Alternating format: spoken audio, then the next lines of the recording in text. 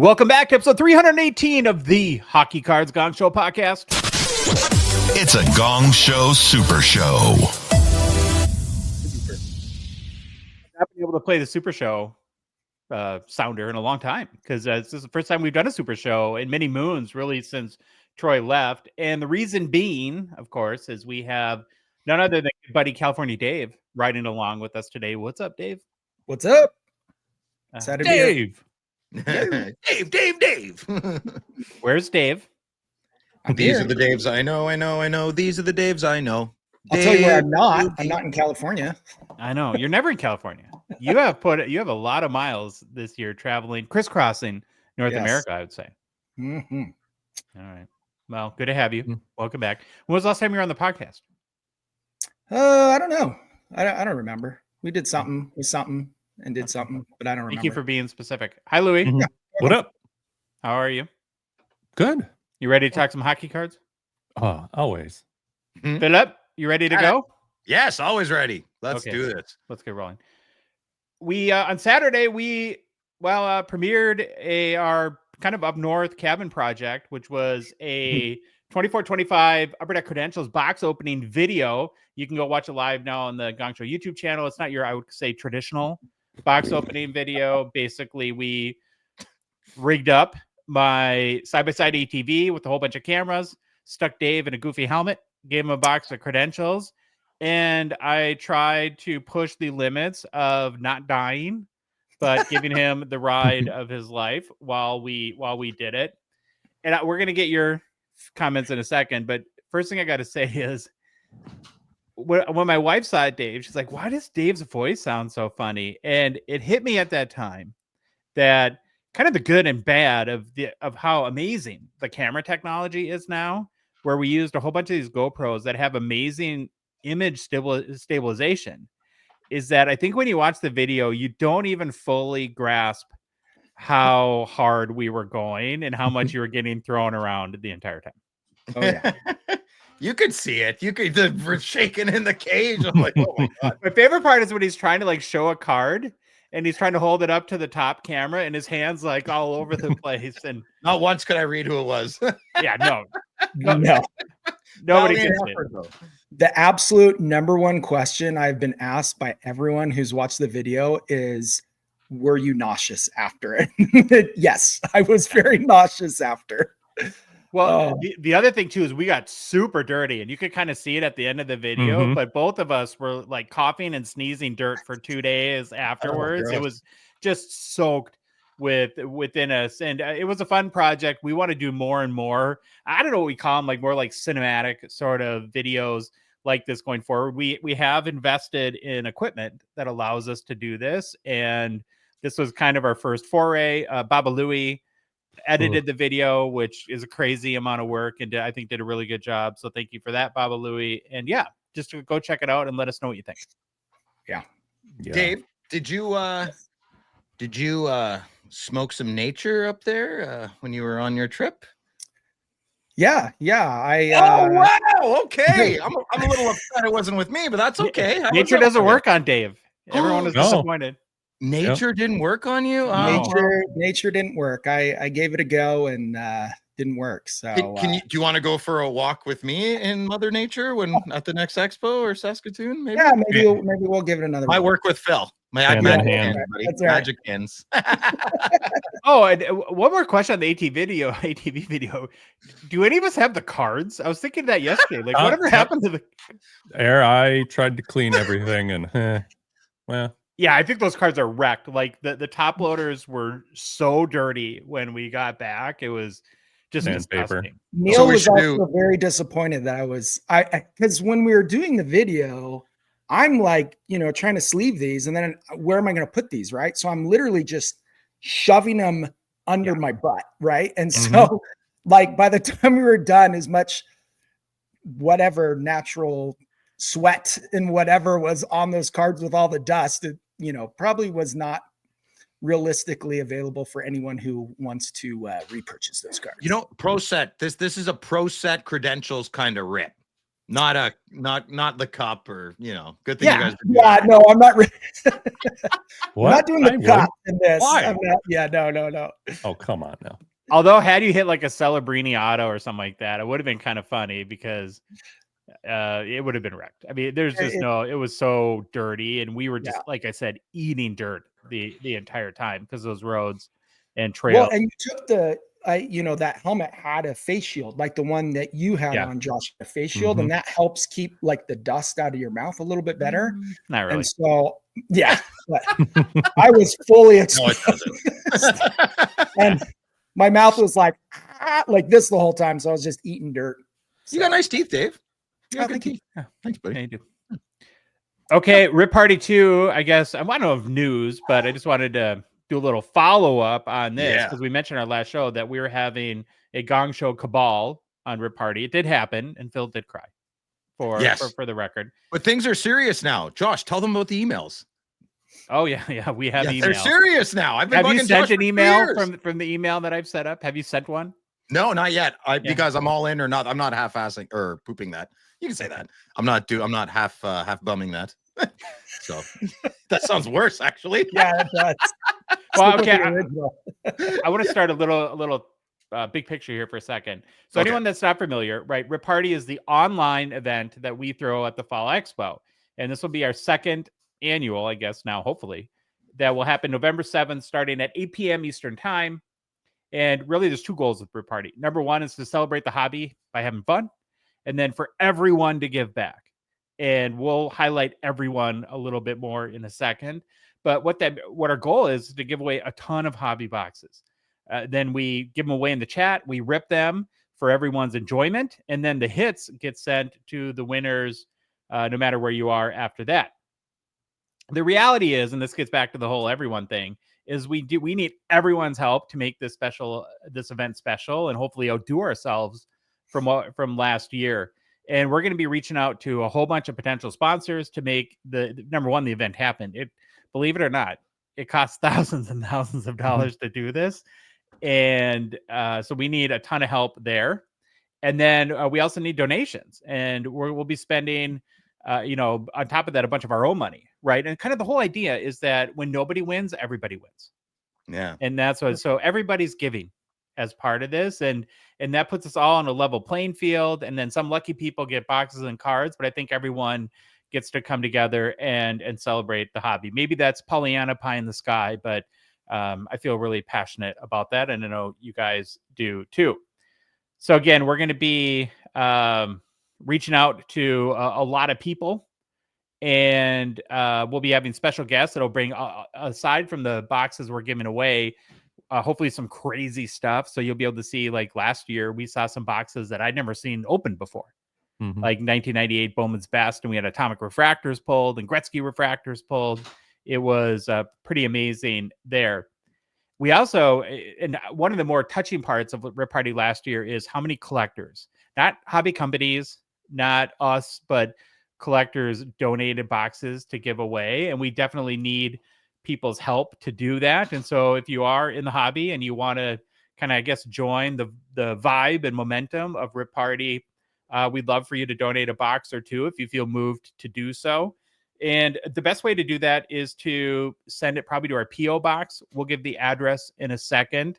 But a little bit kind of what we're looking for. This is a tough one, right? We don't want to poo-poo or shoo away any donations. But I thought a lot about this weekend. And I think the best way that I can put it is, boxes that, number one, have potential for nice cards, because that's what everyone wants to see. And then that are easy and quicker to get through, because we want to get through a lot of boxes. We want to give a lot of stuff away. So I thought of, and this is very painful for me, of a bad example to donate. It would be Skybox EX 2000. I love it. But I fully acknowledge it's a box with 20 packs that have 2 cards in every pack. Yeah, that would be bad. Right. And if you think about like that versus like, we could probably go through 7 boxes of Ultimate Collection in the same amount of time. It would take to open that Skybox EX2000. So I'm sure Grant now is going to donate nothing because he's like calling the truck to turn around, turn around. You guys have a docking station there? The truck's on its way. Yeah. But yeah, I mean, I don't know. Is that a good way to put it, guys? Phil, is Louis? Yep. I think what Josh is trying to say is if you have a case like me and like most people of 1992 score, we appreciate you and your donation, but we would rather not have that. Does that make sense? I don't know. That's a meaner way of saying it, but Pete, listen, the right people understand exactly what you're saying. There's going to be someone that doesn't get what you're saying. So that's fine. But if you're in Canada, you can reach out to me. Yes. I know I'm terrible with DMs. I'm absolutely atrocious. But if you email Friday Nights with Phil or DM me on Instagram with the caption "Rip Party," that'll catch my attention pretty good. Yeah, we don't want you to have to send to the US if you're in Canada and you want to donate boxes. So reach out to Phil. If he doesn't get back to you, then reach out to the Gong Show and I'll hound him down. You don't worry about that. Josh sends out smoke signals and you got to listen. We're humans. I need a little community. It's better that way.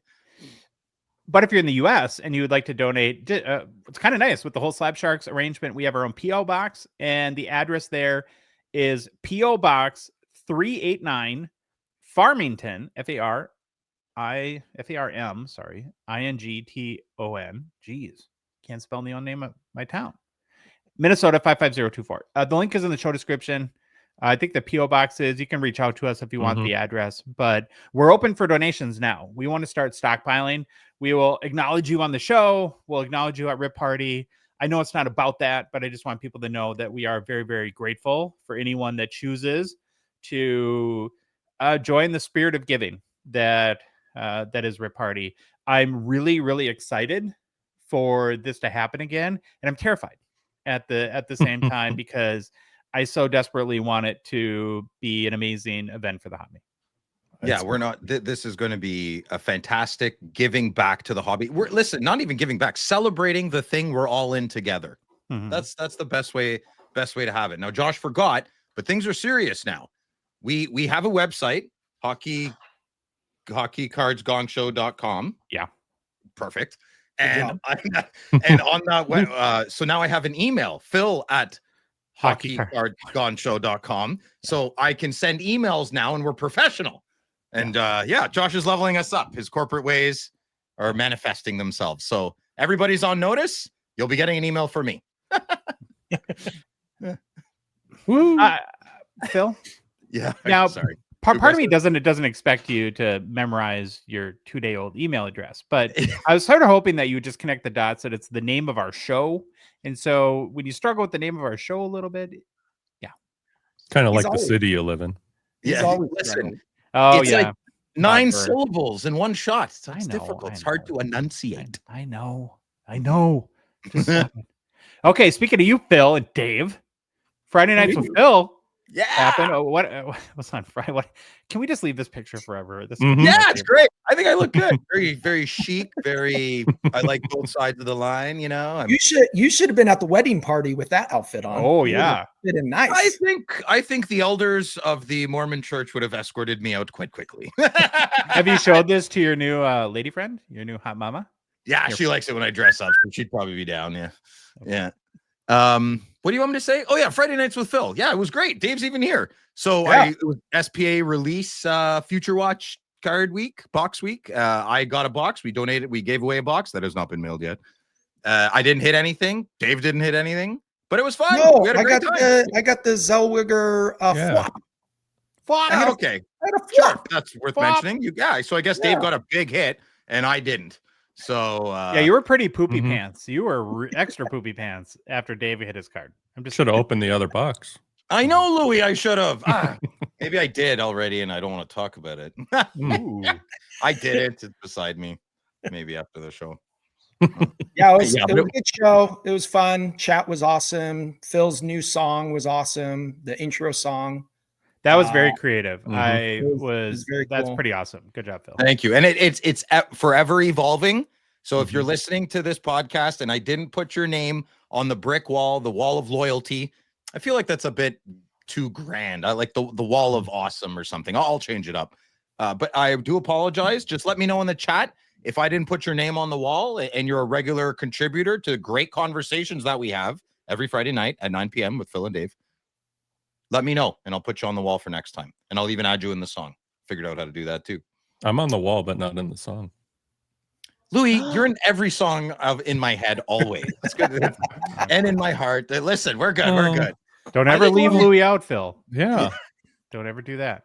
Okay. Yeah, and we had my nephew Chandler come relieve me for about 20 minutes, so I could go. That's right. That's right. Go make an appearance at the reception that I was at, and so, and I'm not going to be there this Friday because me and Rebecca are going to be at a Dave Matthews concert. So. Yeah, so Dave's cheating on the show with another guy. So we're going to have Aaron Lapper co-host, and Perchie will probably be there. I want Alexander to come. The summer's almost over. Chandler's lined up for it. Yes, too. I'm sorry. Chandler and Aaron Lapper. I'm sorry. Yeah, Sorry, Perchie.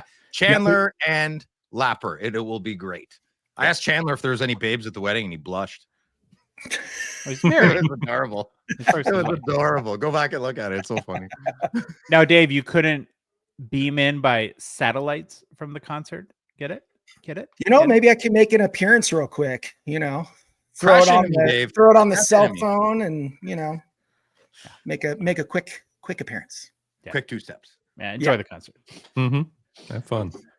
Got to make a mention for Gongshow partner, GP Sports Cards, the official breaking partner of the Hockey Cards Gongshow podcast. Head to gpsportcards.com to get your spots for Wednesday's lineup of breaks. So here's one thing I noticed this week, because I kept typing in their URL and it would go to not a website, this is not a real URL. So his URL is gpsportcards.com, but go back to the logo, Louis. Oh, GP Sports you running. So just drop the S on sports, and that's how you get it, because all the break spots are up. On Wednesday, Grant will be breaking 23-24 the Cup, 24-25 SPA, continuing to do that, and then 23-24 Ultimate. So I can't think of much else you'd want to be opening to get some monster hits. Mm-hmm. Yeah. They go quick, so I'd get there sooner than later. GP also breaks on Whatnot. Be sure to bookmark their store so you can catch all the streams. And then finally, Grant loves to blow all his money on big collections. Yes, he does. So if you have one to sell, I'm sure he's interested to learn more. Best way to contact them, I'm guessing, is to message him via the GP Sports Cards Instagram account. And I have no idea if there's an S or not on Instagram. But I hear opportunity and blackmail. That's what I hear. Hey, Grant, you want your website? Yeah, GP Sports Cards. Yeah, buy the domain. That'll be 3 Crosby Young Guns. Thank you. You should buy and just put pictures of your toes on there or something. Just my feet pics and Ottawa Senator pictures, because these Leaf fans would be better. Yeah. We could buy it on GoDaddy right now for $141. So if you're a savvy collector, go do that. Very quick Discord update. Behind the Bench, episode 14 will drop tomorrow with our guy, IFC Neil. He did a deep dive into O-Pee-Chee parallels. Super nerdy, but right up my alley. And I cannot wait for this one.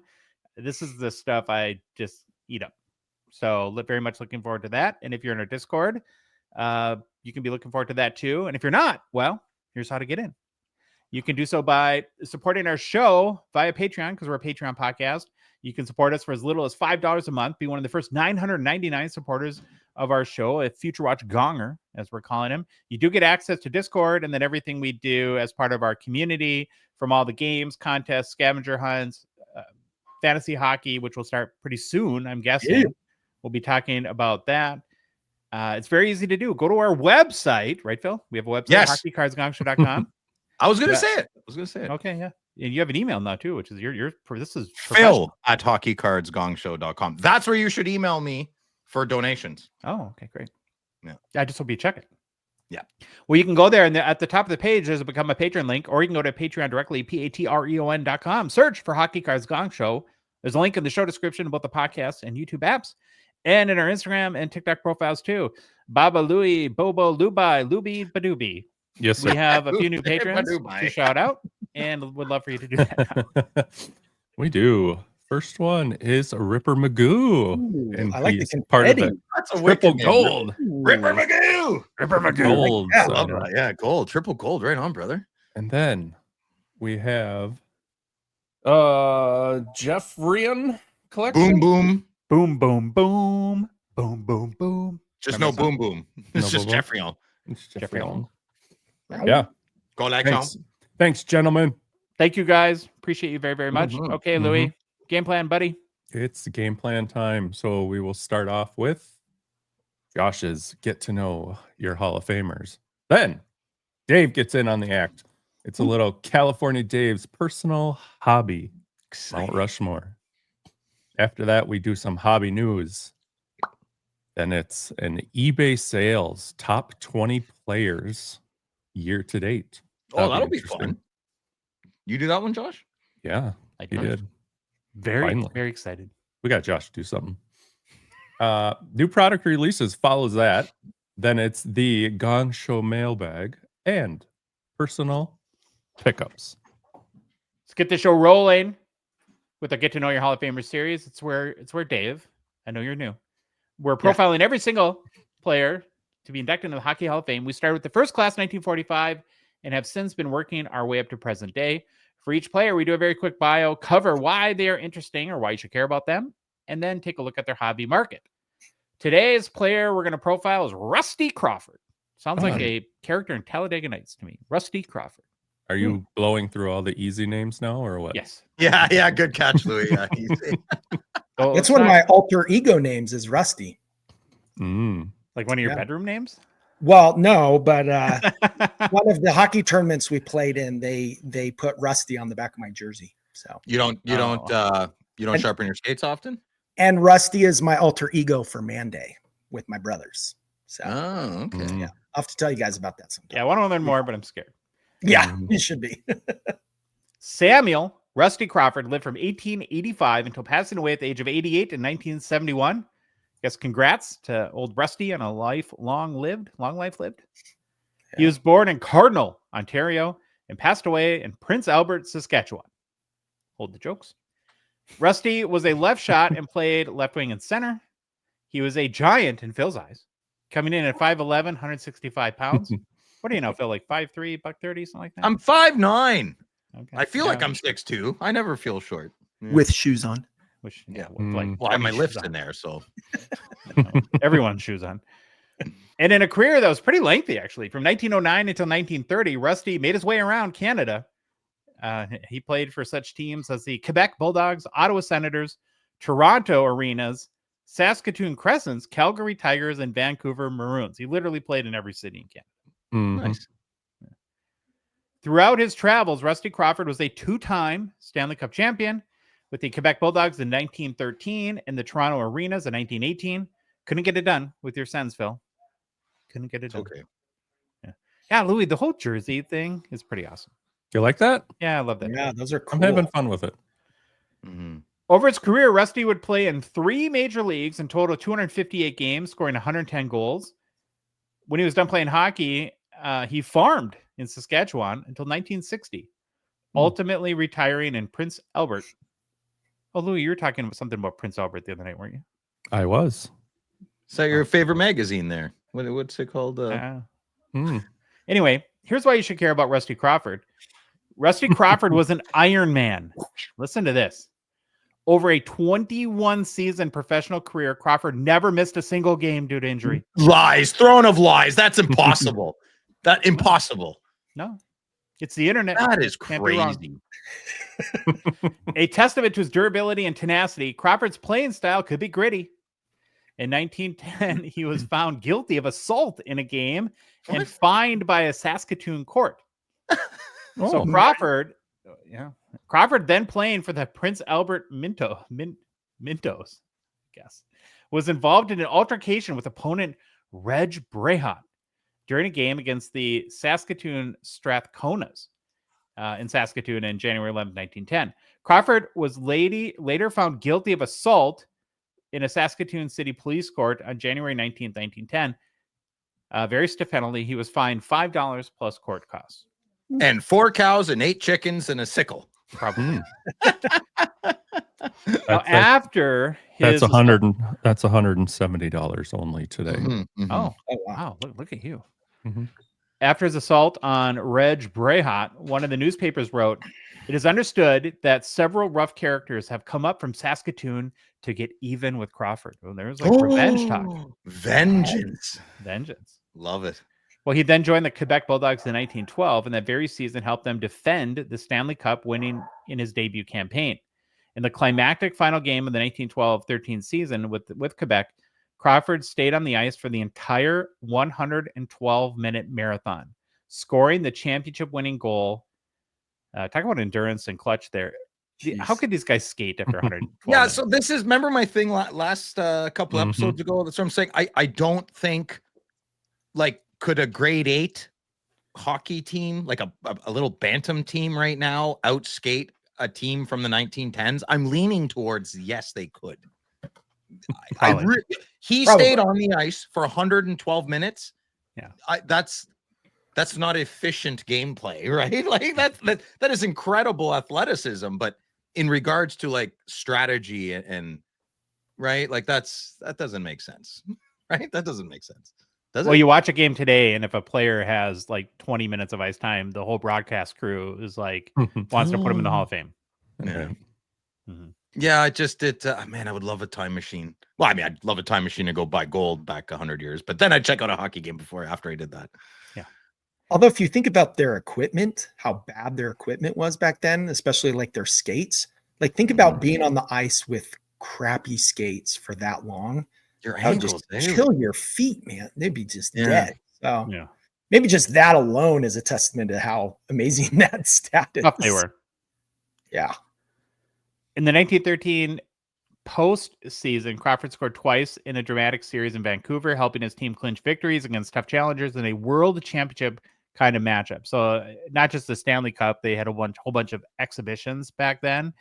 And in 1917-18, after the Bulldogs sat out the NHL's inaugural season, well, that was a mistake. Crawford was claimed by Ottawa, but loaned to Toronto, and that move paid off. He won the 1918 Stanley Cup with the Arenas. In 1919, NHL clash between Toronto and Ottawa. Crawford struck Jack Dara in the neck with his stick. Ottawa police threatened to arrest him if he returned to the ice. He was ultimately fined $25 by league president. So that would be a more hefty sum based on your last. That's pretty crazy, man. $360. There you go. As a Calgary Tiger in the WCHL in the 1923-24 season, he was suspended for an assaulting an Edmonton Eskimos player, proof that his rough style extended coast to coast. And in 1926, Crawford found himself entangled in legal trouble, accused of taking $550 at a party for safekeeping, he claimed, which he left at a restaurant. He pleaded guilty, but received a suspended sentence. Well, I don't get it. He jacked the party people? I guess. Would he go in heavy? Put your hands up. I got a game in an hour. Give me your watches. He had a little bit of a naughty streak, it seems. I like this guy. He was good. Crawford was a fan favorite in his home rinks, particularly in Quebec City, where the Bulldog supporters embraced his rugged, hardworking style, but reviled in rival arenas, where he was seen as a menace. He would fit the mold of the early love him if he's on your team, hate him if he's not hockey star. Yeah. Yes. Still a couple of those guys in the league today. Yeah, we just got one of them. Who would you get? Corey Perry. Oh, yes. My fault. I should have known that. Yeah. Yeah. You want to make it to the finals, get Corey Perry. Want to lose? Keep him. No, we want to lose in the finals. Yeah, there you go. Crawford was inducted in the Hockey Hall of Fame in 1963. And looking at his hobby market, there's only one Rusty Crawford Playing Days card. I think it's pretty rare. It's from the 1924 Paul and Chambers V 128-1 set. The only public sale I could find is this pretty beat up raw copy. It's been bent and folded a million ways. So for $57 in December 2024. Only 15 copies of this card have ever been even graded by PSA. Other than that, you have to look at the Cardophilium set for Rusty Crawford card, and there's one in 1982, 85, and 87. Cannot find any public sales, and holy moly. They did him dirty. They did him dirty. him. I like the last picture. The last picture matches his story. This, listen, come on. Yeah, that matches what we've been talking about. I'd like to meet him. I'd like to watch a movie about him. I don't want to meet this guy. Who's this guy? Looks like Alfalfa from Rugrats. Or yeah. That's so funny. It's amazing. Poor Rusty. What a weebie. Yeah. Well, that, boys, is your Hockey Hall of Famer, Rusty Crawford. Good job, Josh. Nice. Yeah. We're going to go right into the main reason why Dave's here, although we love to have him any day, for the final installment of our personal Hobby Mount Rushmore series. And what we're doing is each thinking through and fighting inner turmoil. I'm Dave, so you look glad the best in this, by the way. I'm so glad I don't ever have to see this again. No, yeah, I don't want to look at this picture. It's like it's the alternate universe. That's like you, Louis, in some other world, and me. And I think I'm more handsome in this world than Phil with a giraffe neck and Yeah, Louis well, with his perpetual old face. that's Phil if he was like 5'11". Yeah. hilarious. Yeah. Yeah, All and add down that. 30% body fat percentage. Oh, Okay, on, so Dave. the goal here is to determine for each of us. Well, the three of us have already gone, but not Dave. The 4 cards at this time in our journey as collectors that we would want most, absolute most in our PC, that would stand at the mountaintop of our collections. Now, the only caveat is they have to be reasonably attainable, either now or potentially in the future. So no $1 million cards. I mean, cards. It would be nice if we got to that, all 3 or 4 of us, where we could be high rollers, big whales, say $1 million this, $1 million that. Look at the I'll take 2 of them. yeah. That's how I want to roll. Yeah. Oh, there's only 2 Gretzky PSA 10s. Why do I have 4? Yeah. This is so special. It's not even registered. So, Dave, now when you went through this before we get into your picks, was this easy, difficult? How was it? Probably very similar to all of you. The first couple were easy. Yeah. And then it was a grind. I had maybe about 6 for the last 2 slots that I had to really figure out. And I think the picks that I came up with really they really are like the 4 cards that I would just love to have in my collection over anything else. So other than Gongshow family homework, was this helpful to you in any ways? Yeah, I think so, because one of the other things it did was it kind of focused me in, like, Phil asks all the time, he's like, I don't know what you collect, Dave. Like, what are you doing? And sometimes, my answer is, I don't know. I'm just figuring it out. So it kind of helps refocus you of like what cards you really are most interested in and what you want to go after. So that's kind of what it did for me. Yeah, the way I took it, for my takeaway was, now these are cards that I would know if they became available, where I would seriously have to, like, okay, what do I have to do to get this card?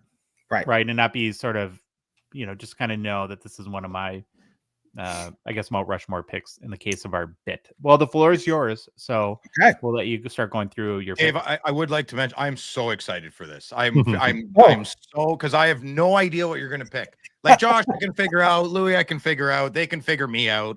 We're pretty knuckleheads. You, no idea. So let's see. Okay, let's roll into it. So Number I don't know. buddy? Yeah, go for it. Throw one up there and we'll start talking about it. Okay, so here's the first card. And I never do a really good job for the good listener, so I'm going to try to be more attentive to that. So what you're looking at, this is a 22-23 The Cup monumental 1/1 auto patch of Luke Robitaille. So if anyone is looking at this card and recognize it, actually Money Moose was the breaker who hit this card. Okay. A lot of people have sent me pictures of this card. This is kind of one of my dream cards. Just the patch is insane. I know, Phil, this is not a hockey card to you because it's like a booklet.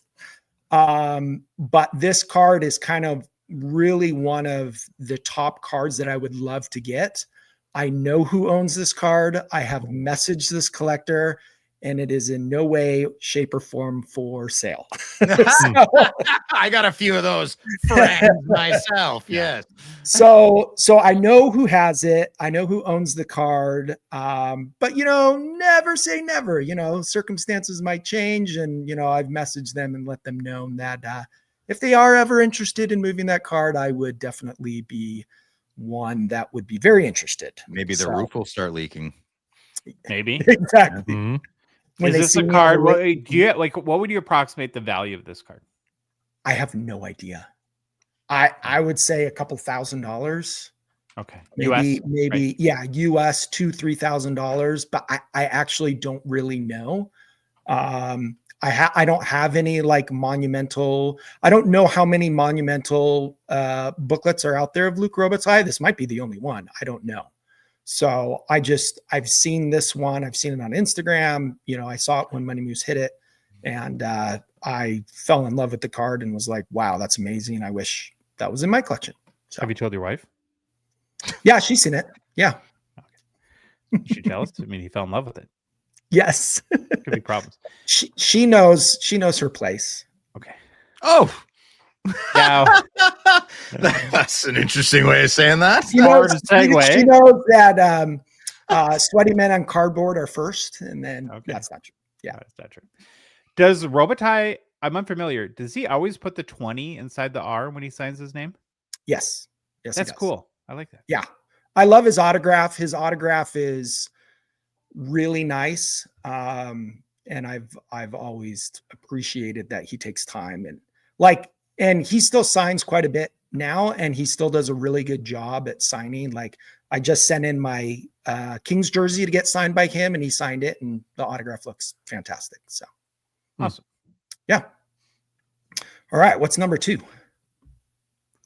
Okay. Number 2. I know you're going to like this card, Phil. So that's great, Dave. Look at this.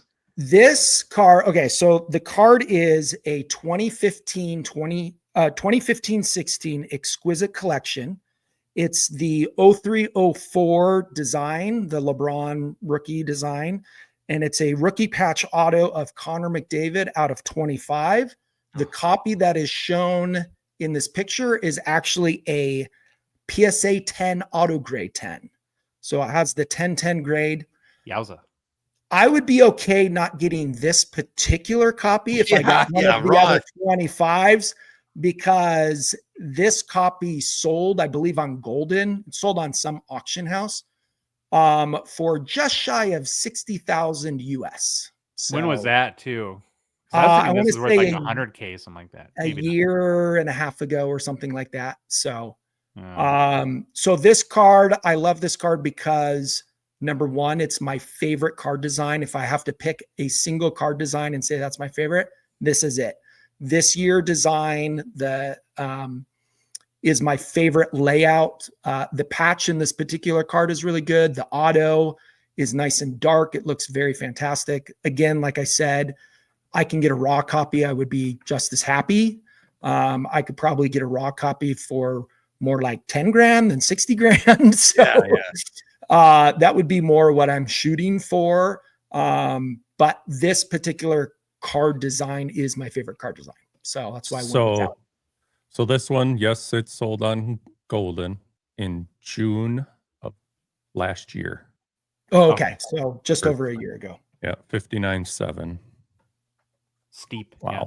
Big number. Yeah. So a little out of my price range for this particular graded copy, but it is a card I would love to own someday, just because it's my favorite card design. And, you know, having a rookie patch auto of McDavid would be just an amazing piece to have in my collection. Tell him, Josh. Tell him, but it's not game used, Dave. I know it's not game used. I know. That's not what I was going to say. I was going to say I was hoping it would be in your price range. So I'd have Phil after the show talk to you about sponsoring Rip Party. But now I don't see the point. So, guys, I'm giving a case of Clear Cut. That's the good news. But the bad news is I opened it all. Driving over here.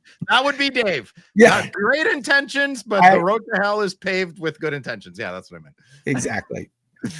So the third card is my white whale right now. So this is the 2020-21 signature edition Legends all-time Future Watch auto of Wayne Gretzky out of 49. Yeah. So are you looking at that gloating face right now, Dave? What? Who's gloating? I know that Phil has this card, and I know that when he sells all his all-time Future Watch autos to me, he will include this one. But you know what? The odds are 50-50. It happened by accident. I'd be like, where did I put that? Like what I did with Grant. Remember I gave him my 101? I'm like, by accident? Oh, God. Do you realize how good of a steal you got on that card, Phil? Yeah. I'm very grateful for that guy's friendship. I mean, of course. Yeah, Grant, he's just It was that made us friends forever. 100%. Yeah, Great. Keep going. This card does not come up for sale often. No. Part of the reason why I sold my Rookie Shield auto of Jeremy Swayman was to use those funds to buy this particular card. I haven't had a chance to find one that's for sale. I found one that was for sale. We were off by about $1,000, so I didn't end up pulling the trigger on it. And so I'm just going to be patient and hope that it happens. If it never happens, that's okay. But this is definitely a card that I am very, very much want to get in my collection. This is probably the top 4. I'd probably rank it the second biggest chase in my collection right now. So it'll happen. It's out of 49. So it's just going to be very competitive when it does happen. Yeah, I believe so. It's just whether I'm willing to pay what it's going to cost to get it. I have an idea of what I'm willing to pay. It's just whether I can get someone to agree upon that price, which is a fair price. It's within comps, but these cards are skyrocketing in price. And if it becomes a $10,000 card someday and I don't have it, I think I'm going to have to let it go. So. Mm-hmm. And I've learned this mainly through you, but since then I've paid a lot of attention to the condition sensitivity with these cards. So like what happens if you find one, like let's say we're in Saskatoon for in October when we're all going to be there, and you walk by a table and it's there and your eyes, you go, you light up, you start to shake and do weird things. and they want like exactly at the high end of what's reasonable to pay for, but then you flip it over and it's kind of chewed up. How much does condition matter to you on this card? So all of these cards, and not just the Gretzky, but all of them, if you flip over the back, they have color at the top of the card, and that color is always chewed up. So to me, it wouldn't matter because pretty much all of them are like that, the condition wise. So I'm not worried too much, especially because it's also the back of the card. And when I have this card in my top loader binder, you're not going to be able to see the back of the card anyways. So auto condition would be more important, probably.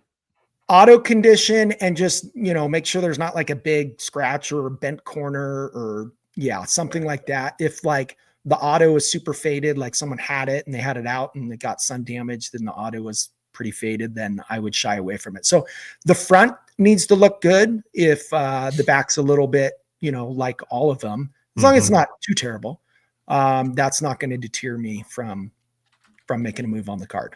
So yeah. Last but not least, buddy. Last but not least. Okay. So this picture, that hand right there is actually Grant from GP Sports. I love it. So there's 2 pictures. They're both, I don't even know what year they are. They're both Luc Robitaille 101 Shield autos. Grant owns both of these cards, and I have been in talks with him to let one of them go to me. Wow. So he is open to it. And he says when he is ready, I am his first person he's going to talk to about it. So I like the one on the left better. I like when it comes to shield cards, I might be in the minority, but I really like the vertical shields I like the horizontal shields over the vertical shields. And that card, that horizontal shield, I believe, is from Ultimate. And so that one on the left is the one that I would want more than the one on the right. I will not be sad if only the one on the right is available. I will take either or. But I feel like if I am a true Luc Robitaille collector and that's my jam, I really want to own a shield of him in my collection. So looks like they're both Ultimate. Now, were you playing mind games there? Were you saying, "Oh, I love the one on the left, but you really love the one on the right"? Yeah. Is this Prisoner's Dilemma? So when I was at the National, I made a deal with Grant for another card, and I'm like, okay, because one of his reveal videos when he bought a collection, one of these shields was in there, And I messaged him. I'm like, "Hey, are you bringing that Robotite shield to the expo in Toronto?" And he was like, "No, man, sorry, that's for my PC." And I was like, "Okay."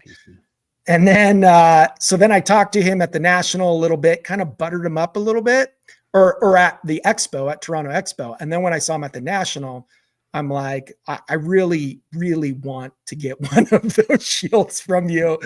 And I'm like, is there any way? And he goes, actually, yeah, I probably will part with one of them.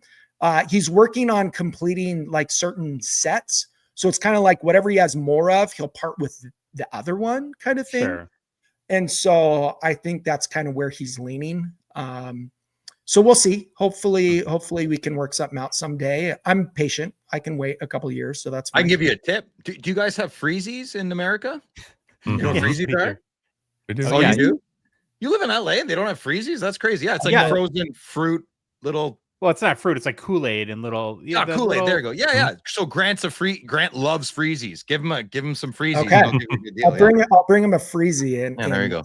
Saskatoon. Do they have them in Saskatoon? I can bring him to one. Probably. Yeah. So yeah. Probably McDonald's there too, I think. I have a problem. Well, I have many problems, but one of them is, I don't know if this happens to you guys. When somebody makes a reference, my mind always goes to the literal. This happens every time. And so like when you said you were buttering up Grant, I'm sitting there thinking of you like spreading butter on Grant. Like a baster, eh? Like Kramer and the turkey. Yes, exactly. Your brain needs a filter. It does. Yeah. It very much does. Oh, I bought a Brita. Sorry, I bought a Brita the other day. I don't like it. It filters the water out way too long. Well, Phil, I would have hit the breaking news. I'm just kidding. Yeah, it sucks. I don't like it. I'm back to the tap. That's ridiculous. Okay. Wow. So that's it. Those are my 4. I love your cards, Dave. Especially the third one. I think it was excellent. Excellent choice. Should be. I just want to be card bros with you for what, the 5th, 6th time, something like that. So something like that. I know the cards you love. Sometimes you buy cards. I'm like, what? I can't figure this guy out. You know, Louis, Josh, easy. Josh likes horrible cards. Louis has great taste. It's easy. It's consistent. You're all over the place. I am. I love it. Oh, it's so sad. This is Phil's last day on the show. It's okay. Good job, Dave. Appreciate you. That was fun. Slab Sharks is a Gongshow partner sponsor. We are so thankful for their support of the show. The current Slab Sharks weekly eBay action is live, ends on Thursday night. More than 4,800 cards to choose from this week. Another huge auction and tons of bangers too. Like, oh boy, I could spend a lot of Dave's money in this auction if we can get a hold of his credit card number. As a team, let's work on it. I think there's more to Dave than we thought here, eh? What's going on? Now, breaking news probably to Phil and Louie. Dave will be filling in for me on Thursday. Oh, exciting. Yeah, you don't get Dave Friday, so I gave him to you on Thursday. Oh, yeah, that's right. Yeah, wait a minute. Yeah. All right. Dave's mine. I found him first. I'm pretty sure that's not the truth. I don't care what you say. I'm thinking it might end up being Thursday and Friday nights with Phil and Dave. Yeah, maybe. We'll see. Yeah. We're moving Sam, my son, into his college apartment on Thursday. Legs broken? Well, no, it's a full-scale operation at my house right now. All day has been spent on organizing, cleaning. It's been a lot of fun. Well, the 4 of us hobby bros, we each spent time this weekend, gave Dave more homework, and we all went through the auction and picked out a couple cards that we want to highlight that hit us smack in the hobby feels. Now, because Dave's new at this, both Phil and Louie thought I should go first to show them the way. They're both really unconfident, and if I'm being honest, about 37% pathetic about the whole situation. That's perfect. You go first because you never pick anything. You never pick anything we want anyway. So fair. So I agreed it would be best, and then of course Phil will go last for reasons we don't have to explain. Here's my favorites this week, and I picked 2 from our U.S. consigners. The first one is a 2014 O-Pee-Chee Platinum Leon Draisaitl rookie auto red rainbow out of 50. It's Rob, really nice card, and I know Phil that you've been talking about older platinum auto issues. This auto is in great shape for a Draisaitl auto, and given that it's 11 years old, Yeah, looks good. Oh, 11 years old platinum card. What's going on right now? Yeah, it's the first platinum set. So That's crazy. and then the second card I picked is a 2012 Upper Deck The Cup Alexander Ovechkin Enshrinements auto out of 50 raw. Again, another one of our U.S. consigners cards. I hadn't seen this card before, so I'm like, oh, it's kind of cool. Nice card. It's a little bit of the squishy Ovi auto, but I don't have an Ovi auto. Typical. Yeah, It's almost centered though. For Ovi, that's like That's pretty good. Yeah. You think that card's acetate-y? Because usually the enshrinements are like think kind of so. have that Yeah. acetate film to it. I like that Mhm. on the card. It looks really nice. Probably looks a lot nicer than this picture does justice for that card. Mm-hmm. Good point. I knew you're here for a reason. Yeah. Louis, Yo. what are your favorites? First one to beat you up a little bit. 20, How'd you miss this, Josh? 2023 O-Pee-Chee Platinum Dustin Wolf rookie auto seismic gold out of 25 in a PSA 10. Well, Phil, maybe I was trying not to call attention to it. Louis failed miserably. Too late. Sorry, it's I was passionate, buddy. That was it's good.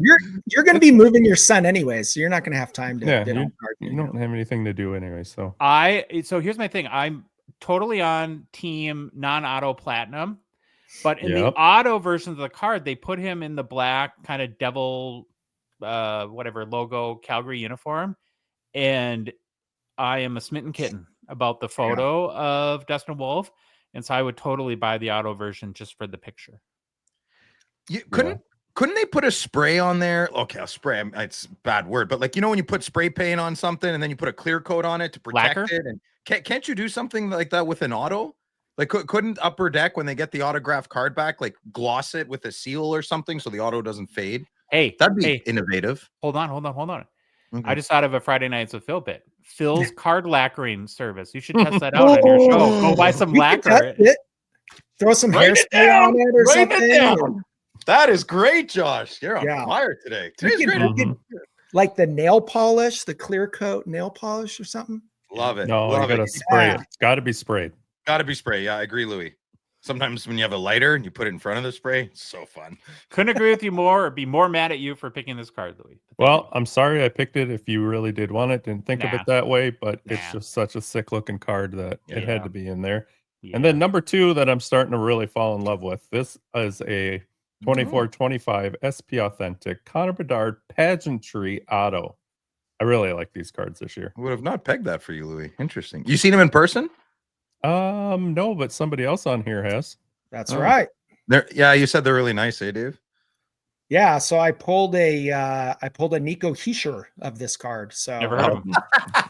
There Who's it that? is. Who's that guy? There it is. It all comes well, together. Louis fallen in love with this because Yeah. he's getting a Nico Hischier of this exact card It's so design. weird. I just love these cards all of a sudden. I don't know why. Right, Oh, Dave? hey. Yeah, I do agree though with Louis. I think this is the Yeah. first. This is like the 4th round of pageantry. I thought the first year was not great, and it's got a little bit better. But this year really hit. I think from the design standpoint. This design is so much better than the other years. It looks so good. I really like them. It pops. You'll like it, Louis, when you get it in hand. It is a great card. Cool. Thanks. Can't wait. All right. Phil's garbage. Yeah. Hot No, garbage. I Correct. think we're Dave, aren't we? Or Phil? No, it's I put- Dave. I'm last. I'm sorry. Okay. Well, give me one No, second. no. then. Just go Phil. Then. I Where- don't care. No. Here we go. That's Who's That's that? Phil. Oh, That's damn it. Phil. That's me. That's Dave. Okay, so this is I didn't pick a clear cut card in my top 4, so I had to add one for the Slab Sharks auction. So this is a 2019-20 clear cut rookie auto of Cale Makar in the black amber. So if you've seen these black amber cards, they are sick. They are so nice. It's a clear card, so you can hold it up and see right through the card. You can't really tell that in this photo. This one's in a PSA 9 slab. I kind of like these cards better when they're not graded and in the original Upper Deck casing that they send out with them, except their sticker's a little too big for it, but that's okay. But I really like this card. The gold ink on the black background makes it pop really good. It's a rookie card. great, probably the best defenseman in the league right now. I mean, this is a dynamic card. Put a pin in that because we're going to talk Yeah. about that in a minute. Okay, great. Mhm. All right, so number 2, I don't remember. Oh yes, number 2. So this is from the new 23-24 the Cup. They revamped the basic set. So this is the new look of the basics. It's a rookie patch auto of Connor Bedard out of 25. The patch is 4 colors. It's got your yellow, black, red, and green. The auto looks pretty good for his auto. He used up the space really well. It's number 11 of 25. 11's my favorite number. So this card, I love this new basics design. I love the stripes on the card. And every time I'm going on and looking at just whatever pops up on eBay, anytime I see a basics patch auto, I stop and look at it. So just want to point out that these cards are fantastic this year. They did a bang up job on the card design. I absolutely love them. I very much respect you saying your favorite number is 11 because that matters, right? Cards are personal. It does. 14 is my favorite number. Makes a huge difference to me. And if you keep that a secret, nobody's going to charge you a premium. Now you're screwed. Now everybody knows. Right? And lastly, basics should be an SPA. This patch card should be an SPA, and it would make that set a whole lot better. You take this away from the Cup, the Cup's not going to notice the difference. You put this in SPA, that's a hit. You want to know the irony about? Oh, sorry, David. The irony about I would be down with that. Yeah. Go ahead. Last Josh. card, the clear cut card, always feels like a Cup card to me. Like that. Really? The black Go back amber one. Oh, I kind of see that. Yeah. Yeah, Josh. Yeah, a little It's bit. a nice thick card with the thick Yeah. stock. Yeah, it would look good in the Cup. All right, Phil. Exciting. Oh, yeah. Self-explanatory. You're listening to a gold outburst, Matthew Tkachuk, white Florida Panthers jersey. I love their jersey. 2-time Stanley Cup champions. Can they do it 3 times? You don't like them, that's fine, but you got to respect you got to respect what he's done. This is a gold outburst. I'm a huge fan. It's Brady's brother, and I love the card. I would love to have this card in my collection, and I would have an outburst binder collection. Plus, it looks like Chuck Norris in it. Yeah, a little bit. Yeah, that's good. So I think there'll be like 3 or 4 guys going heavy and hard after this card. Some of the guys that have been buying the 101 gold outbursts, though, they've been selling some of them now. So I think that that honeymoon party's over. Well, what I'll be interested about this card to see is where it fits in his all-time top sales. Like if it ends up being like this would have to be top 3. Yeah, it would have to be, right? Yeah, we'll see. And then my next, another Florida Panther. Spencer Knight, very close to my heart. It's number 1. It's a nice binary number, 001100. Excuse me. And his autograph is just absolutely horrible, atrocious. I'm trying to stop saying absolutely. Everyone says that so much. The young men of today just don't have the penmanship. Like that looks like a 3-year-old just scribbled something. It really does. It that's all that is a scribble. It looks like envy to me. That's why I read it. Yeah. Lazy to me. Yeah, but I know what you mean. Fair. But I love the patch. I love the player. I think he's going to do excellent in Chicago. And I would love the person who's selling this card to get a good price. And I would love a buyer to be very happy. So that's my pick. Good job. Good job, boys. Well, the reason why there's almost 5,000 cards in this week's Slab Sharks auction, even in the depths of summer in the hockey off season, it's the biggest, and in our opinion, the best weekly hockey auction there is.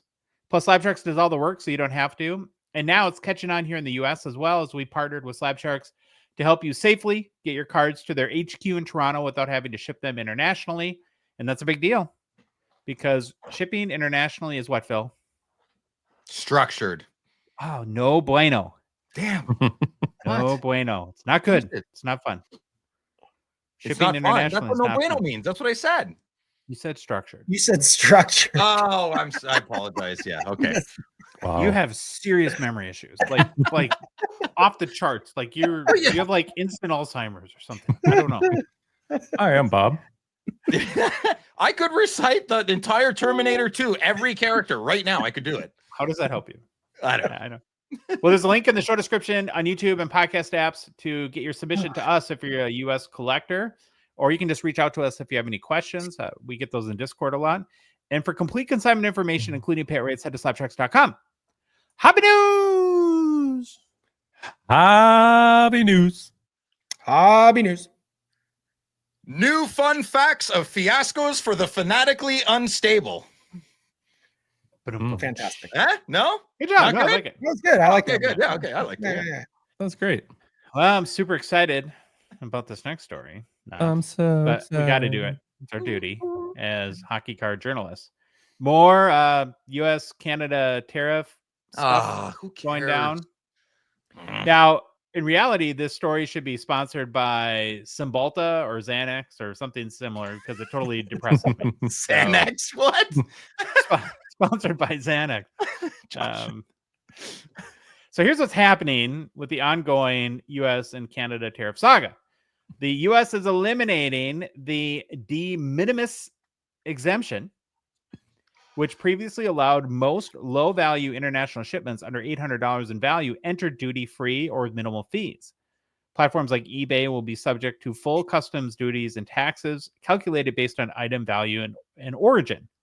If the carrier cannot determine the tariff rate, a flat $80 fee will be charged per package. So, yeah. Whoa. Well, there's a little bit of a silver lining, though. So, nobody back away from the window ledge, people. Back away. Now, I'm not a tax expert, although I play one on TV. There is a rub that might be a little bit of a hobby parachute for us out of this mess.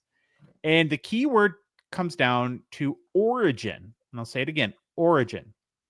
When Customs says the new tariff rates are based on item origin, they're talking about the country of origin, which is where the product was actually manufactured or substantially transformed, not where you bought it or where it was shipped from.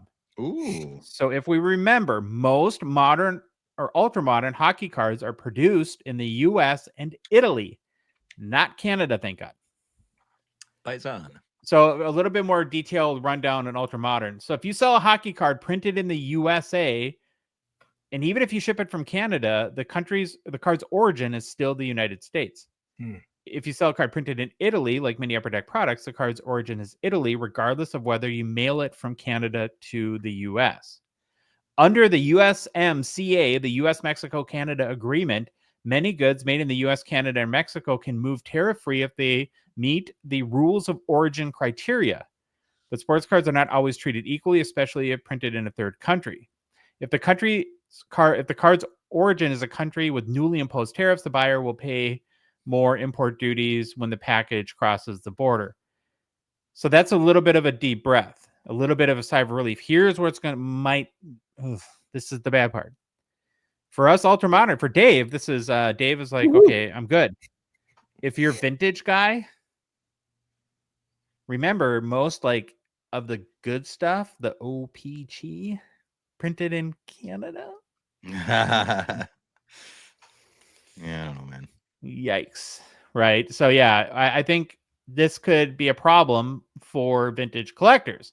So that O-Pee-Chee Wayne Gretzky rookie, maybe yikes. Right. In that case, if you're the US buyer, the country of origin for the product would be Canada. Now, does this mean all vintage will see tariffs or bigger tariffs? I don't know. Maybe not. And here's the thing, too. We got to remember with all these announcements is that these dates get thrown out. These deadlines get thrown out. Sometimes they go into effect. Other times there's an announcement at the 11th hour that it was either the deadline was extended or an agreement has come to save the day, I guess. But yeah, so I guess, we can cross our fingers and hope that happens. And I don't know, maybe cards will fly under the radar. I have no idea. It's already having an impact, though, because I think it's creating confusion. Tax laws are not straightforward. Tariff laws are complicated, and that could impact the hobby in the short term, too. It might make people hesitant to take the risk of buying with tariffs. Maybe not, though. Maybe the need for cards will be so strong that the collectors will be like, "Be damned, I don't care. Send me my cards," and we'll cross our fingers and see what happens. Damn this. But that's what I found in digging into the situation this weekend. I want to get all your guys's opinions on this too, but the number one thing that I want to say is I hate this. Yeah. I want it to go away. The USA and Canada are best buddies, and we should act that way. And I'm not assigning blame. Who knows? Maybe it's my own government's fault, right? I just want it to stop and to treat, friends don't treat friends this way. And it should be fair. Trade should be fair, of course. But I just feel like it's getting a little bit over the top at this point. So, Well said, Josh. I mean, I know it's had some effect because I tried to make a deal with someone on Facebook. And when we found out I was in the US, he got a little cold feet and pulled out of the deal. So, I don't know because of tariffs or whatever, but, people are a little bit more skittish than they were before because I think exactly what you said, Josh. They don't know what they're going to be charged and what's going to happen. And so there's so much unknown. Like, when is this supposed to even come into effect? August 29th. August 29th. Okay. Good answer. So yeah, I think there's a lot of confusion too. Like, when you go and you're like going to send stuff, like, how many people are going to know, well, no, the origin actually is from America because that's where the cards were produced. Who's going to know how to explain that story so they don't get those extra tariffs?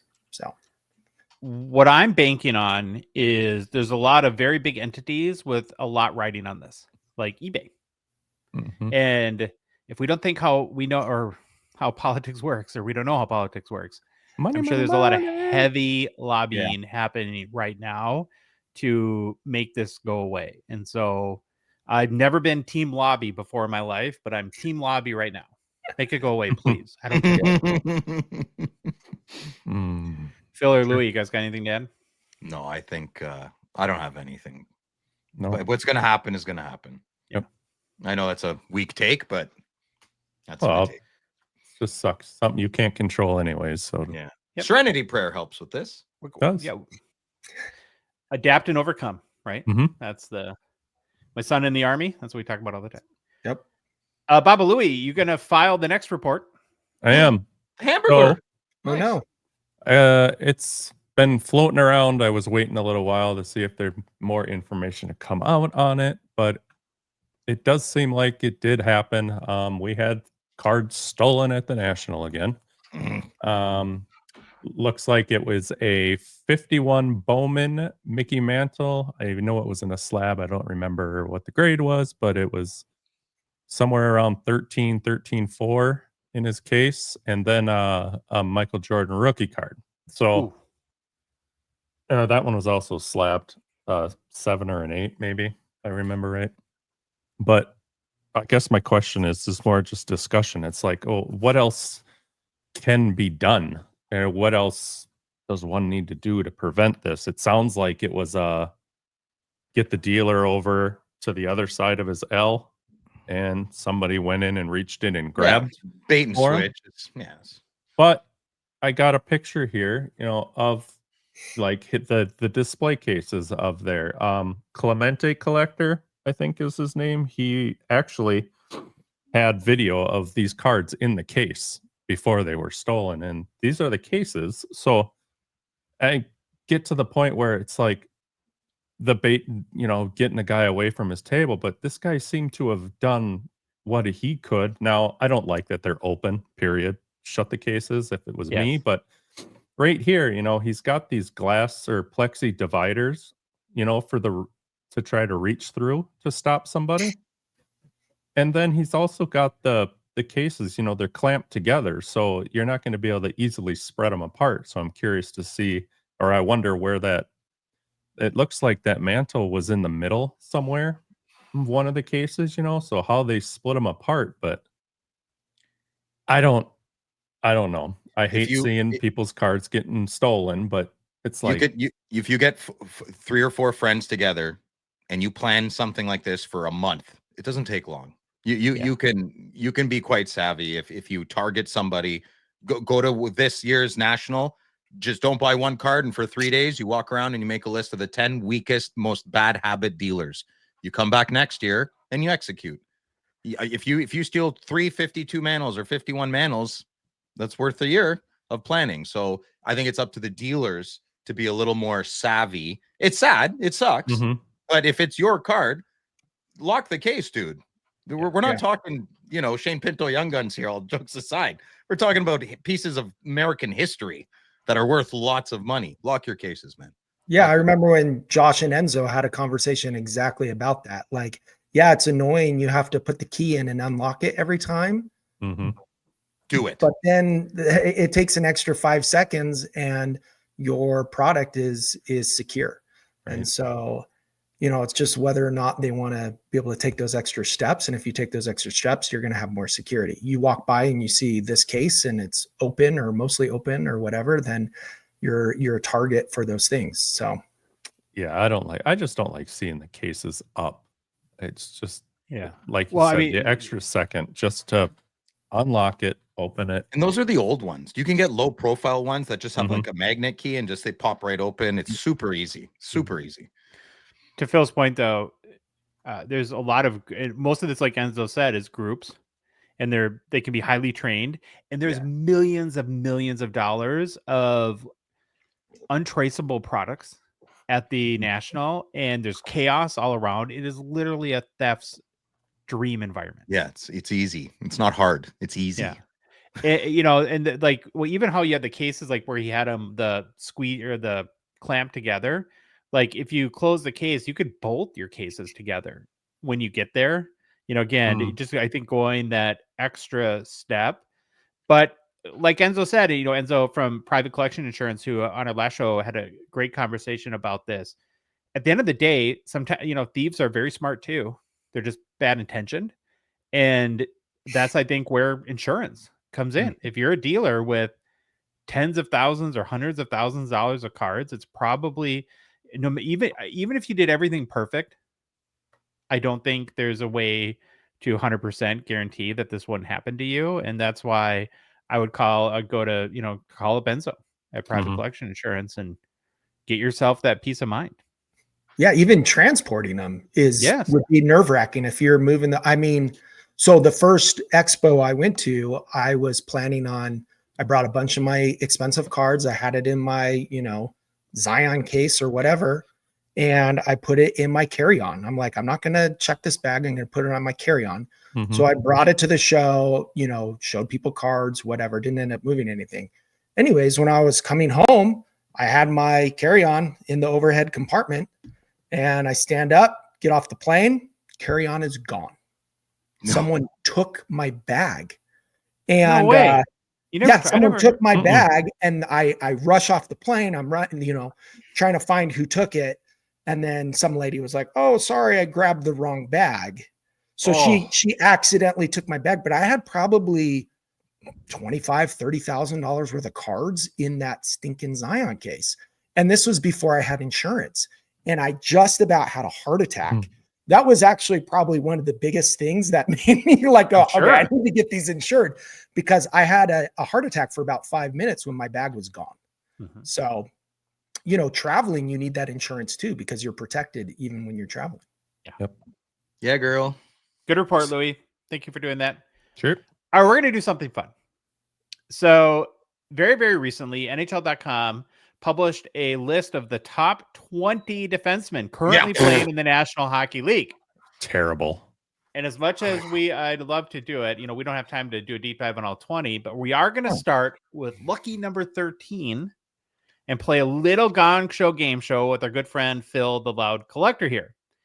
And the game is called Who's Really Better Than Jake Sanderson? Did they tell you, Dave? Is that why you're laughing so hard? This crap happens to me all the time. Well, Phil, you better be on the spot with your knowledge, because we're going to ask you a bunch of questions. I'm very excited for this, though. I'm not. Well, and this is all because Phil's guy, Mr. Sanderson, future USA hockey captain, that's right, as the Loud Collector likes to say, he was ranked the 13th best current defenseman in the NHL by NHL.com. That's fair. So right off the bat, Phil, before we go into it, where does 13 seem to you? Just does it seem high? Does it seem low? No, I think it's very reasonable and appropriate. I don't have a problem with it. I do have a I know, and I'm not going to talk. You play your little game here and let's see what happens. Okay, but we want to do a little bit of Sanderson baseline, so it's fair to everybody. And as we all judge you harshly, which we're going to do, us and the good listener, that we have a little bit of background information. So last season, Sanderson had career highs in goals with 11. Oh, good for you. And What? points Who with- snorted? Was that you, Dave? Oh, you think you're so funny. No, I Okay. didn't do anything. I And don't points know. with 57. He played in 80 games and led his team on time on ice with 24 minutes, 27 seconds. And with block shots, 163. No, that's a pretty big number. Yeah. There. Sanderson is a 2022-23 Young Guns PSA 10 pop 578. Phil probably has 400 of those. And No. 48% gem rate that last sold for $83 on July 30th. Oh, Now, just on June 10th, it sold for 40 USD, so it's up more than double since then. Is that you, Phil? Wait, his- Are you his moving raw them? Young Gun sold for $40. No, No, PSA 10. 10. Oh, damn. Okay. Yeah. I would have been rich. I have like 180 of his Young Guns. I'm like, oh my God, I would have been like, You can stop ordering your yacht, Phil, right now. okay, damn. All right. Feels like I'm quitting my job tomorrow. Oh, dude, yes. See ya. So that's our very quick Sanderson baseline. And here's how we're going to do this. We're going to, as quickly and efficiently as possible, go through all 12 defensemen ranked ahead of Wonder Boy, okay. Jake Sanderson. And then first Phil will tell us if that player is truly better than Jake Sanderson or if Sanderson got robbed. Then the three of us will either let it slide, we'll either agree with Phil, or we'll call his BS and X him out and he'll lose points. Right? So does that make sense? Okay, Phil. Yeah. So let's play who's really better than, oh, look at him, Jake Sanderson. Aw. He You is. guys did him He looks real kinda like dirty. Grant. Yeah, he's a goofy looking kid. He's got to grow into manhood. Yeah, he's very handsome right now. Anyways, let's play. This is the Let's best play. picture I could find. Okay, yeah, lies. Throne of lies, Joshua. All right. come I on. want to play the Gongshow Game Show song, but it was copyright free like many moons ago when Troy and I Yeah. did it. And then last time we did Game Show, we got in trouble with YouTube. So Oh. we have to come up with a new one. I remember that at the 11th Bible. hour. Okay, here we go. Mhm. Very, very exciting. Number 12, according to NHL.com, Gustav Forsling. 31 Ugh. points in 80 games played last season. He was a plus 33. He is a two-time Stanley Cup champion with the Panthers, but is he better than Jake Sanderson, Phil? I'm gonna have to say I don't think he is. No, great player, great team. He's a system guy, right? He's benefiting from the Florida system and all the big tough guys around him. Yeah. Put he him in plays for Ottawa. he plays for Predators now, but he Sorry, yeah. apologies. He would you put him on Ottawa, and that's how I'm gonna do this. His workload would be a lot heavier, and he wouldn't be able to handle it, I don't think. So yep. I don't Louis or think so. Dave, you want to call Phil on as a fanboy, or are we going to let that one slide? I'm gonna side with Phil on this one. I would put Sanderson above Forsling. Okay. Phil, Louis, you agree? No argument. Okay. Oh, All right. Well, 1 point for Phil. Phil, you're doing Okay. great. Yeah, good. I'm That's winning. your only You. point. You're winning. Okay. Number 11, according to NHL.com, Charlie McAvoy. Missed part of the season with injury and had just 23 points. McAvoy, 27 years old, had at least 47 points in each of the past 3 seasons from 2021 to 2024, has had a plus 20 or better rating in 5 of his 8 NHL seasons, and also led Boston in block shots for 6 straight seasons from 2018 to 2024. Even though he can't play a full year, NHL.com thinks he's better than Jake Sanderson. Do you agree, Phil? I do agree. Ask me in 2 years, and this won't even be up for debate. But as of right now, I think Charlie McAvoy is a defensive rock for his team. And he gets hurt a lot, but he's reliable, he's physical, and he's a proven player. And I would put him maybe even in the top 10 D-men of the league. So he's better than Jake Sanderson as of today, August 17th, 2025. Thanks for your honesty. Louis You're and welcome. Dave, you guys we're going to side with I- Phil? I concur. All right. I mean, Okay. I don't know. Yeah. He's hurt a lot, right, McAvoy? Yeah, but I might actually take Sanderson. Even this Really? little dopey I got a face. bit of a soft spot for McAvoy. I saw him in the playoffs when he came into the league, and Yeah. I don't know. I got a bit of a soft spot. So other than being hurt, that kid's McAvoy's defensive game is awesome. Yeah, Louis, that's your jam, defense. So you would know. Mhm. All right, number 10, according to NHL.com, is Evan Bouchard. Played all 82 games, has 67 points, including 26 on the power play. His 1.08 points per game in the playoffs in 22 career playoff games is tied with Bobby Orr for second all time. Oh, Phil, come on. Is Evan Anyways. Bouchard better than Jake Sanderson? Absolutely not. Okay. And I'm trying not to say that word. No, he's the definition of an inflative stats guy. He's like, he rides shotgun on a juiced up power play. No, absolutely not. Not even close. No. Louis? 67 points, please. Give me a break. No, I do not. Oh, sorry. You asked them. Hey, I don't want to answer this. I don't know. Honestly, no, I don't know. Evan Bouchard, I don't even know much about that dude. So Plays the fifth. I think he's a very good offensive player. I think he's a power play merchant and fits very well as like the one defenseman on their loaded power play. But that would be the case for him. He's a blooper reel for the defensive play in ice hockey. No, absolutely not. Not even. I'm insulted at even Bouchard. Well, maybe Dave, which you would be the best source here, as your Kings often lose to the Oilers, and you've seen your fair share of Bouchard. So, what do you think about this question? I think Bouchard's the best defenseman on the Oilers, but I think that if you put Jake Sanderson on the Oilers in his same place, I think Jake Sanderson's going off on that power play. Yeah. So it's hard for me to put. They're both young. They're both rising stars. But I think it's unfair to compare him points wise, just because Bouchard's possibility to get more points being on that power play with Draisaitl and Connor McDavid. I mean, watching that power play live, it's stupid. It's so stupid. They're so good. They move the puck so well. The defense they're afraid to go after the puck because they're going to look silly.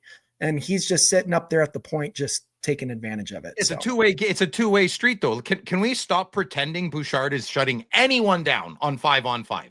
He's not. Okay, yeah, don't send me 8 clips where he shut people down in an 82 game schedule. Yeah, I mean, look at how many points he had on the power play compared to 5-on-5. It's going to be He's a defenseman. Listen, I had Erik Karlsson on my team. I know what it's like to have an offensive-minded defenseman. They don't defend. They don't. I love Prince Eric, AK-65. I love him, but he's not a defenseman. He won 2 Norrises. We got lucky. He got lucky on that, and I love him. Love Erik Karlsson. He's not a top-tier defenseman. He's not. Would you guys like to see the NHL split up the Norris into like an offensive defenseman award and a defensive defenseman award? Yeah, that'd be nice. Oh, that'd be cool. Yeah. Why? What about you, Louis? No. Well, and the reason why I asked is because if you have Cale Makar scoring 90 points in a year, it doesn't matter how good of a shutdown defender you are. You'll never win the Norris. Never. Yeah. It's baby Bobby Orr.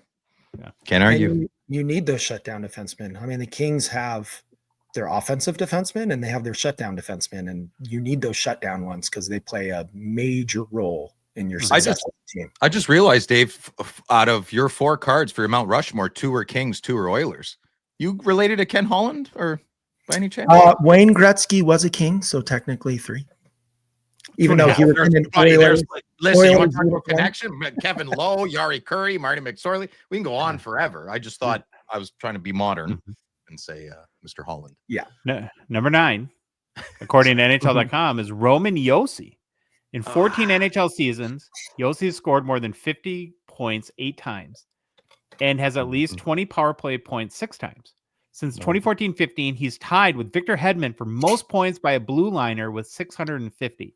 Yeah. Phil, you must agree that. Yeah, I can. Listen, Roman Josi is who I compare Sanderson to.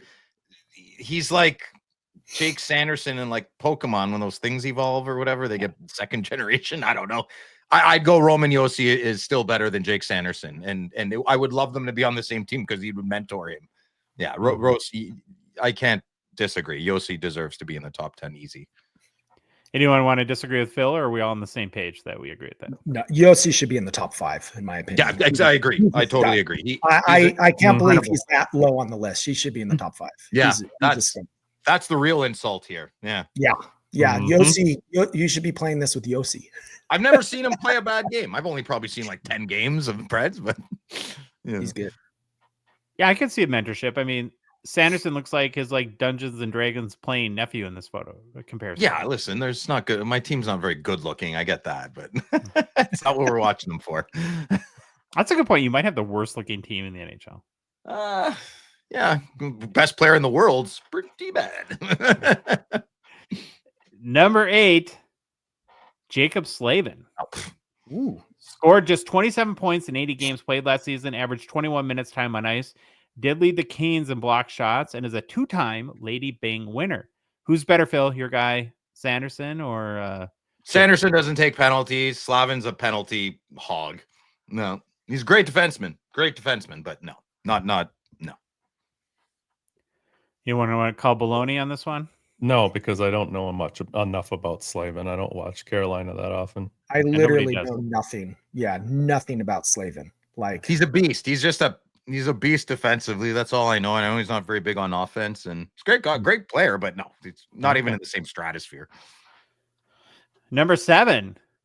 This one's interesting. Rasmus Dahlin, mm, 25-year-old captain of the Buffalo Sabres. 68 points in 73 games last season, averaged 24-14 time on ice, 101 hits, 98 block shots. He's pretty good, but Phil, is he better than Jake Sanderson? Can I make a talk? No, he's really good. He's really good. Yeah, and he's in the prime of his career. So no, Jake Sanderson is not better than Rasmus Dahlin as of August 17th, 2025. Okay. Anyone want to or 2026 or 2027? I don't like this. I don't feel good. He's ahead of Dahlin. Again, I think Dahlin should be in the top 5. Yep. Yeah, well, we'll see. Okay. Number 6 was Josh Morrissey. Now, the past 3 seasons, listen to this is pretty impressive. Okay. Morrissey has 76, 69, and 62 points. Wow. Last season, he led the Jets with time on ice, 24-23. Also helped the Jets allow an NHL lowest 191 goals last season. That seems solid. But who's better, Phil? Jake Sanderson or Josh Morrissey? Yeah, I'd say it's really close, but I'm gonna be a homer and go with my boy. Yeah, Jake Sanderson. Morrissey's good. Not close. What? You don't like Morrissey? Yeah, I do, but it's going to be really close. No, it's not. Morrissey's a lot better. No, he's not. Ooh. No, he's not. Not even close. Ooh. No. Dave, we got to place our bets. The battle. Yeah. I wish I Bobby could make the tiebreaker on this, but again, like the Jets, are they an NHL team? I don't really follow them that much. He's super underrated. I'll give you that. He's super underrated, but he's not better than my guy. Shots fired! Shots fired! I do, I'm very invested in fantasy hockey. Yes. And if there was any kind of tiebreaker, I would definitely draft Morrissey over Sanderson just because he gets more points. I don't know if he's better or not. I'm just going by fantasy. All right. So the panel. Well, you're going by fantasy, and so is Phil. So it's more. It's a better place to live in, I tell you. More fun. All right, we're in the top 5. At number 5, according to NHL.com, is Victor Hedman. Well, no. It's getting real, Phil. We're in the Hall of Fame territory. Hedman is the captain of your Tampa Bay Lightning. Last season, he scored 15 goals, accumulated 66 points, led the Lightning with time on ice, 23 minutes, 5 seconds, blocked 133 shots. He's a Norris winner, a Conn Smythe winner, and 2-time Stanley Cup champion. But does Phil think he's better than Jake Sanderson? Phil does think he's better than Jake Sanderson. Of course, Hedman's a legend. He's a living legend playing in the league right now. You can't I forget who's in the top 5, but I don't think I think maybe one. Hedman's number 5, yeah. Yeah. So all right. Anyone going to disagree with that? Nope. No, not at all. But Hedman's on the decline. He's getting old. Sure. Yeah, he's 35, I think, or something. As of August 17th, though, David. Hedman also like he's kind of like every other year as far as like a big points guy. I feel like he'll have a big points year, and then the next year his points are way down, and then the next year he goes back up. So I feel like he's kind of like an every other year player. And last year he was pretty good points wise. So we'll see about this year. I had a mental image when I made this photo of Hedman handing the Conn Smythe to Sanderson and him falling over because it was too heavy. It's okay. Jake's ears would catch him. Is that why the image is mirrored? Yeah. But you were going that route. Yeah. All right. Number 4, according to NHL.com, is Miro Heiskanen. No. Heiskanen led his team with a whopping 25-10 time on ice last season. Although limited due to injury, he didn't even play in the regular season after January 28th, but did come back for round 2 of the playoffs. And according to NHL.com, he only had to play in 50 games last year to be better than Jake Sanderson. Yeah, apparently I know. So that's no. He didn't. How did Dallas do? Exactly. No. Heiskanen's a great player. I get it. He's very slick. He's a very sexy, slick type of player. Not interested. I think he's an overrated player. So no, Jake Sanderson's better than Miro Heiskanen. Anyone want to call BS on that? I think he is overrated, but I still think he's better than Jake Sanderson. No, you're wrong. Oh, 0 points for you, Phil. Yeah, tiebreaker. Whatever. I'm 10 points in my head. I don't know. Weren't they? It's a tie. Sure. Let's just go with that. Yeah, boy. There we go. Number push. 3. We push it over to the next one. This one's worth 2 points. Yeah, okay. Number 3. The third best defenseman would be Zach Werenski. Oh, stop. Yeah, no, of course not. He was a finalist for the Norris last season. He scored an amazing 82 points, second only to Makar, including 23 goals, led the NHL with 26 minutes, 45 seconds time on ice. All great accomplishments. But is he better than Jake Sanderson, Bill? Yes, he's better than Jake Sanderson. Okay. Yeah, I love Zach Werenski. I love his style of play. I love his attitude. I You don't love his contract because he thought he should have, 40 goals or 40 I thought I expected so much more of him. I was very surprised. I didn't. Anyway, whatever. Okay. I'll live that the rest of my life. But yeah, I love him. I think he's great. I hope Jake Sanderson. I think Jake Sanderson has a higher ceiling than Werenski. But as of right now, no, he's not. Jake is not better. Okay. Number 2, Quinn Hughes won the Norris Trophy in 23-24, was a finalist again last season. He had 76 points, including 16 goals and 68 games played. That's a 1.12 points per game last year. Is that good enough, though, to be better than Jake Sanderson? Yeah, he's better, but he won't be career-wise. Yeah, I said it. I don't know, man. That's fine. Listen, I'll even keep going. People think he's as good as Cale Makar, if not better. The delusion in the NHL right now is name these people. Lots of people. Well, you don't listen to your own show, apparently. So, well, you don't either. So I'm not pretending I do, right?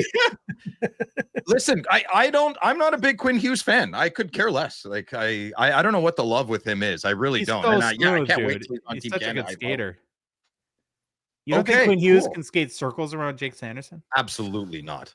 Not even close. No, not even close.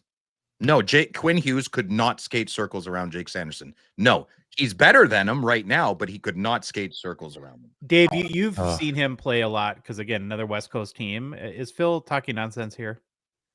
Quinn Hughes stands out. When someone stands out and you notice when they jump on the ice, that's when you know you have a good player. He stands out. Okay. You know where he is on the ice every time he's on the ice. He's amazing. Same with my guy. Perfectly said. Nobody watches Ottawa. All right. Ouch. Yeah, Vancouver. That hurts. That's fine. I really need hockey to start. Mm-hmm. We all do. That's why we're doing stupid stuff like this. Bunch of hack takes. Okay. Now, number 1, of course, is Baby Bobby Orr, Cale Makar. Now, come on, Phil. Could you? No, of course not. No, Makar's a living legend. He's amazing. Would you desecrate the throne that is the baby of the Bobby? The chosen one? Throw the Bobby out with the bathwater? What? The alpha and the omega of all NHL defensemen. We're not even going to go through any stats. Omnicon and Epsilon? Yeah, we all know them already. It's required to learn his stats, I think, in Canadian schools. But you can't possibly think that Jake Sanderson's better than Cale Makar. No, of course not. I want to talk about Quinn Hughes and Cale Makar. I want everyone who's listening right now that's very upset that thinks Quinn Hughes is that good. I want you to keep getting upset. He's not even close to Cale Makar, and I don't think he ever will be. Yeah, I said it. I don't disagree with that at all. Yeah, Good. yeah. Trying to deflect I believe Cale Makar is on a different level than everybody. It's like, trying to compare McDavid with other people, right? He's just on a different level. So, that was fun. I think he did pretty good. But based on kind of as I was sort of keeping track as we're going along, that sounds like you would have Sanderson in like the top 8, something like that. I'm very okay with him being at 13. I like the under promising, over delivering. I always like that approach. I kind of wish they put Sanderson at like 26, and I wish you read that. He'd be like, that's fine, no problem. Yeah. He has that very stoic attitude. He's very mature. Just watch out. Just watch out. That's all. I think Mhm. Yossi was the biggest snub in that list. I agree. Probably. Good Probably. call. I Me, think yeah, I he's think in we the can all top agree five. on that. Yeah, Yossi's so good. He should be top 5. Yeah, he should not be way wherever they put him. Well, Phil, because you Yes. did so well in a Did I win? Gongshow game show, you did win. And your Yeah! prize, you ready to find out? Yeah. You get to lead mailbag later on in the show. Oh, Jesus. All right. So, hey, quickly, I got a question for you, though, on this. Do you remember any further? Like, what was this? They did a top 20, you said? Yeah, Faber's number 20. All right. Was Dougie Hamilton on that list? No. I bet you he was. You Hold on. remember? I'm looking up right now. I can find it really quick. Opening it. So 20 was Brock Faber, 19 Shimmy Shakes, Lane Hudson, 18 Mikhail Sergachev, 17 Devin Taves, 16 Adam Fox, 15 Shea Theodore, 14 Thomas Harley. No Dougie Right. Hamilton. No Dougie. I was just 16? curious. Adam Fox, 16. Who wrote this list? He had a bad year last year, though, Yeah, Phil. so what? Oh, that's crazy. Huh? Crazy. he did. Slavin. Well, guys, I am very excited for what's next. I have not done a big data project on this show in a while, and I missed it. I'm going to be honest. Well, then last week I found literally the treasure trove of eBay sales data that for like the top 500 hockey players that broke down their sales by month in 2025. And this is huge, of course, because I'm in 3 years of trying to find something like this, never come across it. And as we know, eBay sales, at least for as public sales go, is about 90% of total cards sold in public marketplaces. So, pretty representative, I think, of where the money's being spent in the hobby. And so what I did is I mixed and matched the various data sources we use here and came up with the top 20 players year to date based on their total eBay sales. And then I sprinkled in some more immediate data to show like who's been up or down in July compared to June to get a sense of is there an off-season dip for any of these guys. This is a very listy show today, and so we're just going to do the top.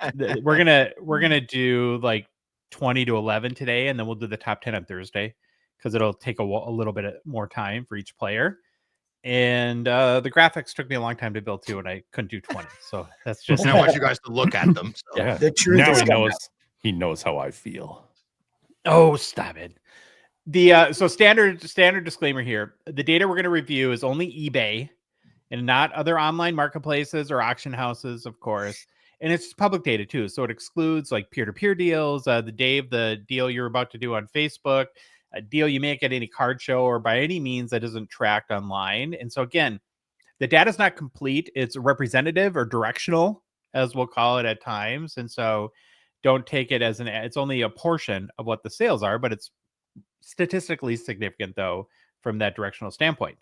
And so the players that are crushing it on eBay are probably crushing it at trade shows too. Everyone understand? Yeah. Mm-hmm. Louis looks scared. You scared? No. Well, let's have at it. All right, here we go. So year to date, based on eBay sales, the 20th ranked NHL player is Jack Hughes. He sold 6,928 cards for total sales of 174,014. These are in US dollars. Average sale amount per card is $25. What a Jack Hughes card goes for. And of course, Hughes sales were humming along at the start of the year. Then he got hurt on March 2nd, had surgery, missed the rest of the season. So it's not shocking to me to see these sales dwindle from there, and apparently bottomed out last month because, geez, just 15,000 in sales compared to almost 40,000 in the month of February. And of course, he's a great player, and like it's the old, same old, the Jack Hughes. Can he stay healthy? But if you are still a Hughes fan, and there are many, and he's just still 24 years old, I look at this and I think, holy cow, I'm hunting for buys right now. Mhm. This is a total Hughes buyer's market. Yep. Any comments? Questions? I picked up a rookie patch auto of him that was a lot higher many months ago, and it was dipping and dipping and dipping, and I kept following it, and I finally picked one up. So Nice. Good yeah, job. one of the premier, my Yeah. second Rookie? favorite hockey card design. Yeah, rookie patch auto. Attaboy, Dave. Nice. The great cards. Yeah. I love how And you got it doing. for a great price because his market is down. I think as we move along too, you guys will find it interesting how the trends differ from player to player on here, and like where things make sense and maybe where things don't make sense. So that brings us on to number 19. The 19th most or in sales, eBay sales year to date is Jaromir Jagr, who has 9,374 cards sold year to date, $191,700 US in total sales. Average per card is $20. And he's the first legend. In the case of Jagr, it'd be a future Hall of Famer.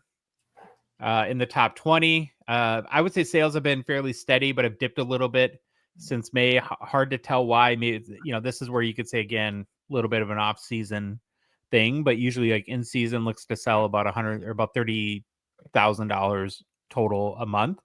And I don't know, maybe a good Jagr time to buy, although his July sales were up 17% over June. I wonder how much of that has to do with what products come out and what months where he's a part of those sets. Yeah, or a big card, a $10,000 Jagr card sells in a month, and that can skew the data. I don't know if there are $10,000 Jagr cards, but yeah, that's what I would say there. So that's Jagr at number 19. Number 18, our boy, Kirill Kaprizov, has sold on eBay 8,729 cards year to date for a total sales volume of 199,794. Average amount per card sold is $23. Now, fairly consistent monthly eBay sales, I would say, throughout the season. No big swings. And in July, just this last month, he actually hit a high water mark for 2025 in eBay sales with 31,583 US spent. Now, I just hope that's because people are very excited about him signing his extension with the Wild and not like assuming he'll be a Blackhawks player soon or something like that. But yeah, up 18% over June. And number 18. Any surprise there? Not really. Okay. Yeah, I don't know. It's kind of tough being a Wild fan right now, right? Like, Mm-hmm. it's like Kaprizov to the Blackhawks. Here is sales for eBay for like he had a very good consistent year, so it's not surprising that his market just kind of stayed where it was at because humming along. Yeah, and then signed a big contract, so maybe a lot of faithful Minnesotans decided I'm going all in on Kirill. Hasn't signed yet. Oh, he hasn't. Oh, okay. No, he will. No. He will. I thought he had already signed. So there was rumors to the contrary, but he has not signed yet. And so, yeah, I think there'll be a bigger spike because I think lots of Minnesotans are holding back a little bit right now. Yeah. But okay, number 17, 17th most sold on eBay year to date is Nathan McKinnon. 8,699 total cards sold for 233 US dollars, 201,233, and has dipped a little bit lately, 14% down from June. And now here's where we'll start to see with some playoff teams where you'll see the spike in April, right, as the playoffs begin, and then they lose out a little bit, and McKinnon's lost steam a little bit over the last 3 months. So again, this is where I would say at 24,488 in July was his second lowest month of the year. So if you're a McKinnon collector, now's a good time to hunt for some good value out there. But number 17, Nathan McKinnon. I always laugh because McKinnon's like, in my eyes, the second best player in the league. And I think people, you look at the trend and it's like, oh, we're watching him play. He's really good. Let's buy some cards. And then we forget about him. We're like, what? Nathan McKinnon? Yeah, I know him, but I'm not sure how good he is. He's consistent, man. He's a chicken and rice kind of guy. That's why his cards are so steady, no cheat days. He's so good, though. Well, he's solid. Oh my And I think God. it's the late bloomer thing people point to a lot is that he had a couple rough years at the near the start of his career. And what I think is interesting to me, who's followed this now for 3 years, is him and the next guy we talk about 3 years ago wouldn't have been in the top 20. We're still the great players, but just had almost no hobby. That's probably Draisaitl you're talking about then. If Probably, I had to guess. yeah, we'll see. But you know, but now are starting to are consistently climbing up the ranks. Like McKinnon was sort of on the same as like a very Kucherov-esque market a few years ago. Like nobody could understand Terrible. how, given how good of a player he is. Well, okay, so number 16 then, you're right, Phil, is Leon Draisaitl, the crabby German. The ultimate passenger. Look at that dip. Yeah. So many people thought he was. Oh yeah, we're gonna have fun with this one. Never mind.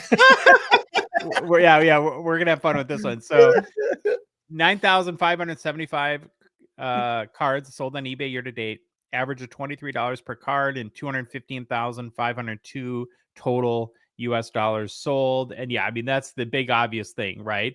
When it looked like the Oilers could maybe win the Stanley Cup, sales spiked to an impressive 55,539 in June. And then when they, I guess, skinned their knees, part of the pun, and ended up losing again, it cratered in July to 18,052.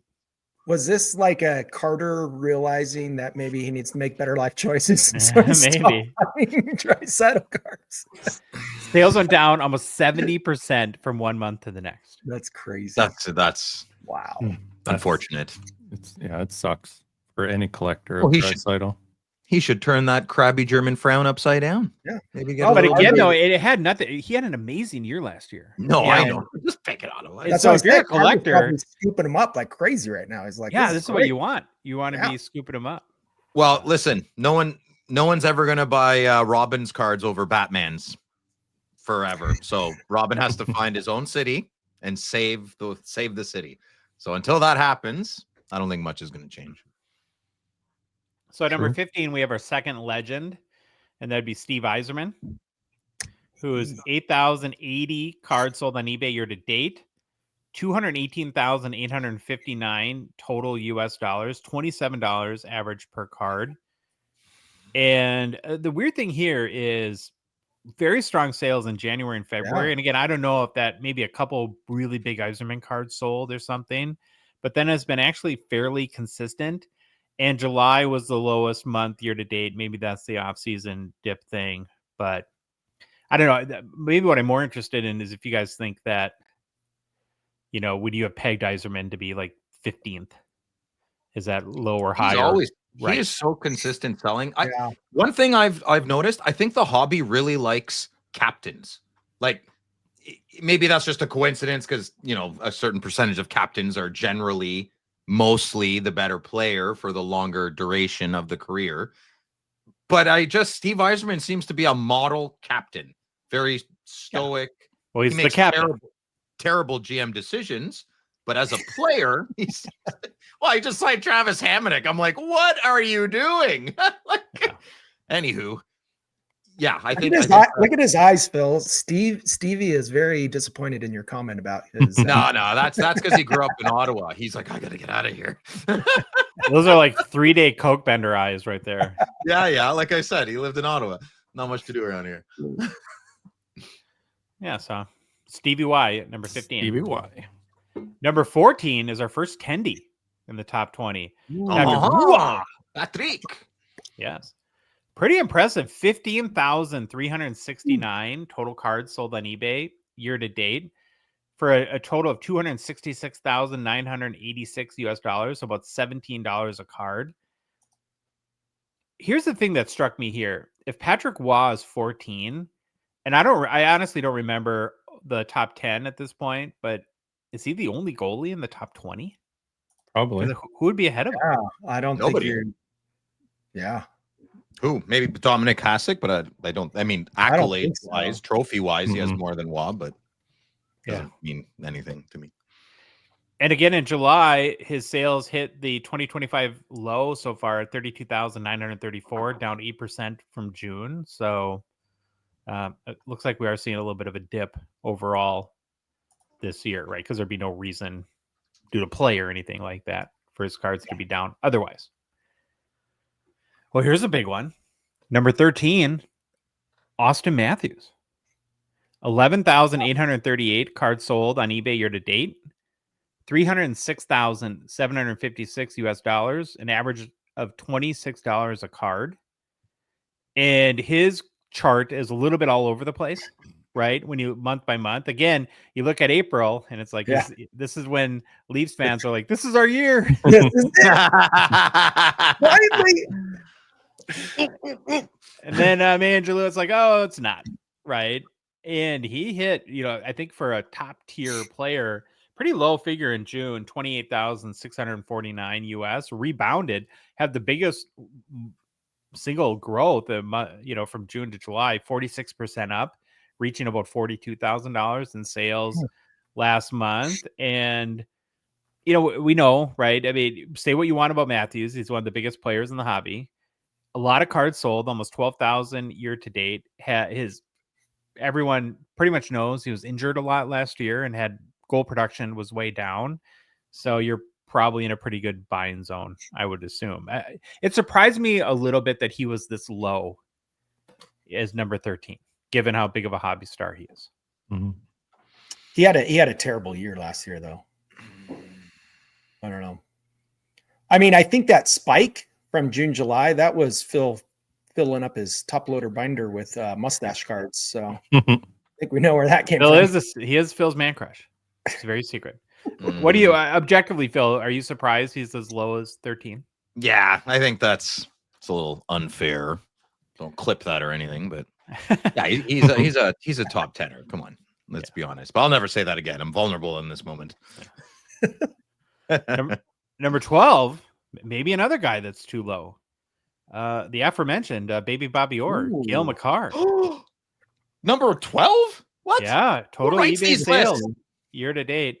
9,312 cards sold for a total of $314,980 US dollars.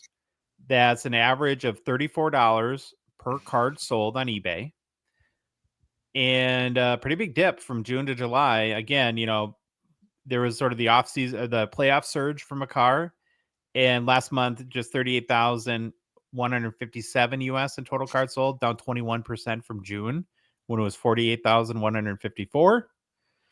But we all know he's as talented as they come. And if I'm a Makar guy, I'm praying for off-season dip.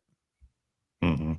Defensemen rarely carry this much weight in the hobby. Maybe things are just kind of balancing out a little bit, Well, it's almost like the Patrick Roy thing where, there's only one defenseman I could think that would possibly be ahead of him, and that's baby daddy Bobby Orr. Yeah. So it's going to be a lot of forwards, I think, from here on out. Do you think they'll do like a Bobby Orr outburst, like legend outburst and flagship at some point? Like other than I know they don't have the rights to certain cards and everything, but they could pick the famous, when he trips the Bobby Orr and gold outburst, bam. Yeah. That'd be cool. Yeah, that would be cool. Like a legend set. Legend set. They have them in the legend set. We know, they can't. Phil, why do you think we can't use the word legends? Man, you're so silly. You don't even know. Yeah, sorry. Get sued. No, we're gonna get sued. Yeah, we're gonna get sued. How about a Bobby Orr card where he's carrying baby Bobby on his shoulders? Yes. Yeah, that'd be great. God. Like a little mini on his shoulder. Wouldn't that be great? Yeah, that'd be cool. All right, well, last one today, and we'll do again the top 10 on Thursday. Now, Phil or Dave, any guesses who number 11 is? I'm gonna go with the legend. Okay. No, I'm not. It's gonna be someone modern. I'm gonna go with Hudson or Mitchkoff or Celebrini or something. Oh, that's a good guess. All right, you guys got to guess one. Oh, come. I don't know. You said Neil today, so Mitchkoff. Dave? No, I'm gonna go. If I'm going rookie, I'm going Hudson. Yeah, no. You said legend. You can't do what I. No. You take that. Walk that back. You pick your legend. Phil, you can stop talking. You already get the W. Oh, Not by Mitchkoff. Coming in the 11th most Total Wow. dollars sold on eBay year to date. 11,954 cards have sold for $341,662 US dollars. It's $29 a card. And here, the obvious thing in the chart is March. And what happened in March? 2024-25 Series 2 with the Matt Michkov Young Guns, right? So he had 18,843 US dollars in sales in February, and it ballooned almost $81,000 in March. Look at that chart. That's ridiculous. This is why you're seeing some of those people were like, wait, how are they not in the top 10 or whatever? This is why, because you're going to have Michkov, you're going to have Hudson. Every year you're going to have rookies. Taking places of those people, and then they'll fade off to the background and they'll get replaced. But next year, then the new crop of rookies the new rookies, exactly, will take their place. So that's like what my takeaways on Michkov was, that where will he be next year? And that'll just depend on how many goals probably he scores this year. And then I think, though, the other kind of interesting thing is the last 3 months, he's trended up in sales every month. But again, we still have new 2024 products coming out. So we had O-Pee-Chee Platinum come out. And so you're going to see really strong sales for these rookies as a result. And that's why in July, he was up even 12% over June. So if you want a Michkov deal, then I'd be looking at the Series 2 or the older sets at this point, and not the newer stuff. What else just came out was everyone got their Young Guns graded, and they're all going up for sale right now. So fair, yeah, a lot of those PSA returns. You got all those that are making some dollars. Sure. Well, that's the top, or the first 10 of the top 20. I'm glad you did that. Oof. Honestly, it took me all day, and I was so happy. That was great, man. And again, that's like the first glimpse, at least I've ever seen, of any data like that, right? Which shows, how much is moving. And I'm pretty sure it's sad compared to the Victor Wembanyama's and Caitlin Clark's of the world, like the more decimal places when it comes to those players. But and it'll get pretty wild when you get to the top guys on our next show. New product release is brought to you by friend of the Gongshow, Mint Ink. Mint Ink is, of course, an amazing hobby shop.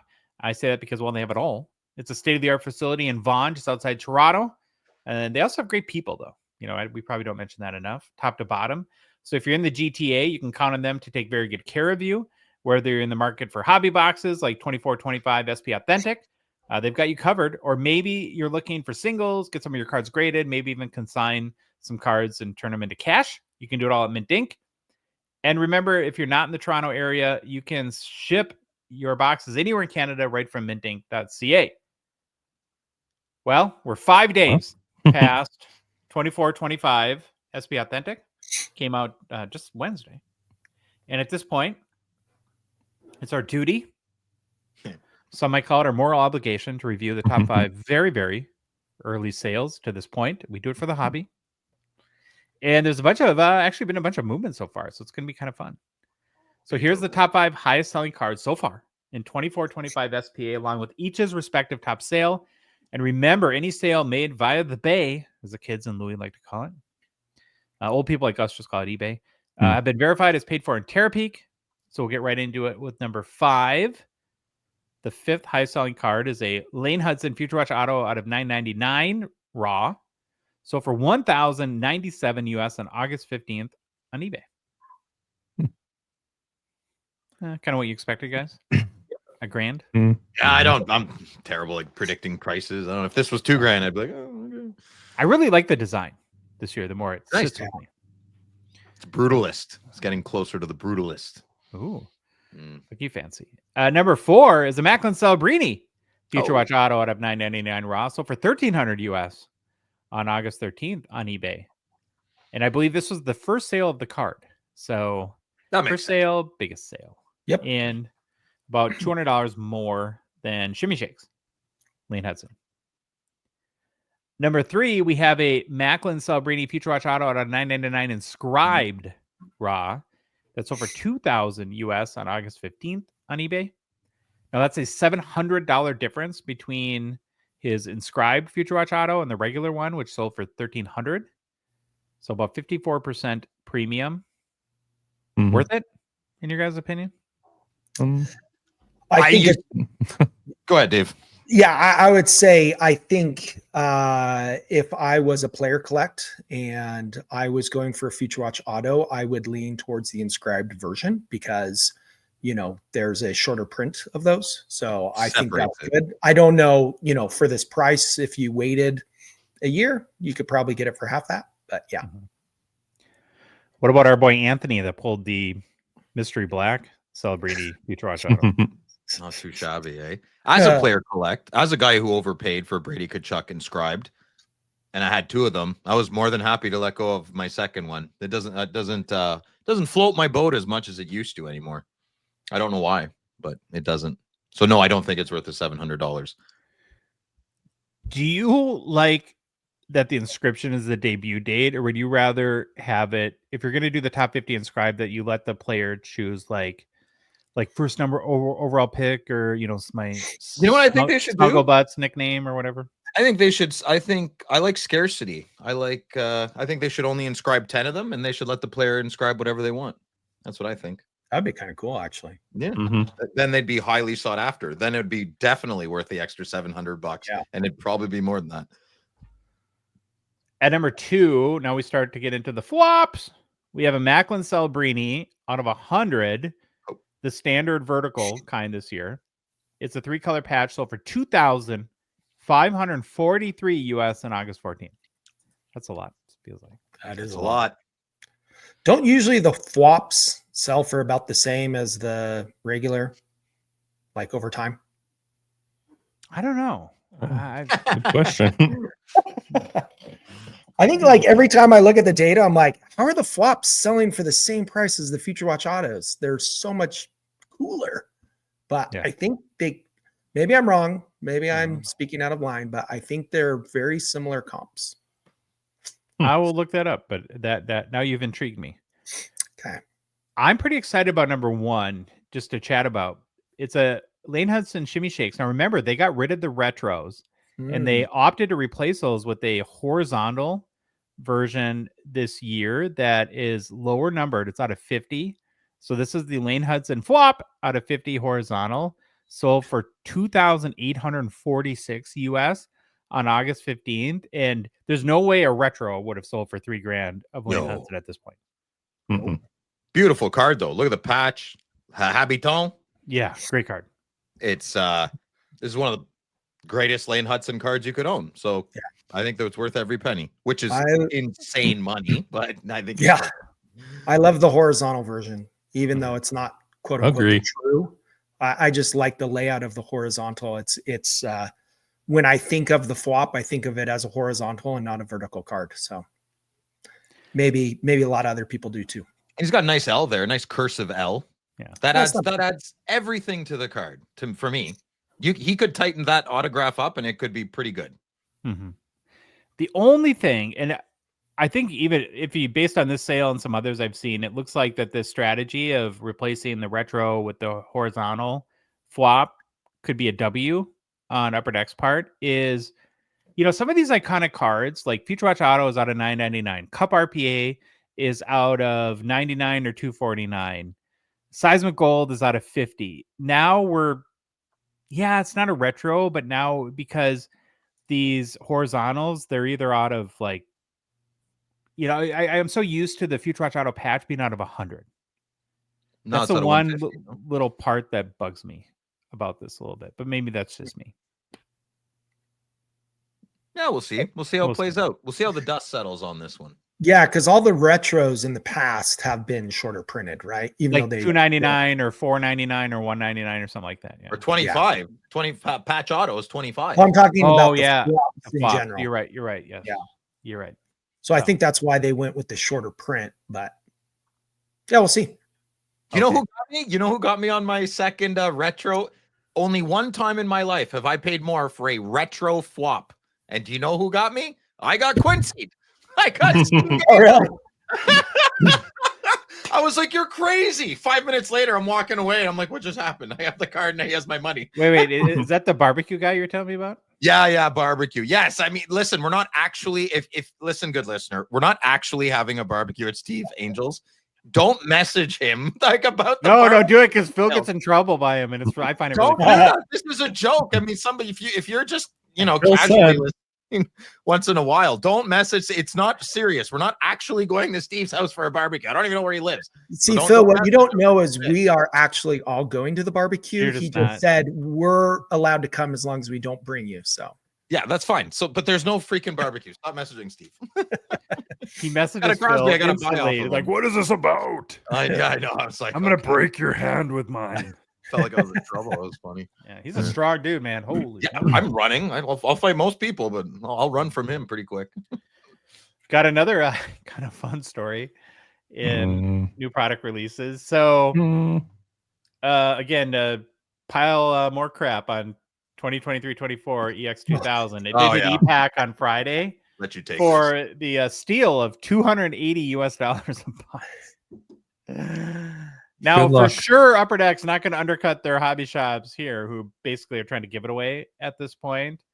And again, I'm not trying to just throw shade. I actually really like this product, but who's going to pay $280? I don't. I just last time I checked, David Adams is $130. This is more than 2 times what. Yeah, they're going to be stocking stuffers pretty soon. So, Well, are you And still paying $12 for 2 cards? Yeah. No, come on. 2-card pack, $12.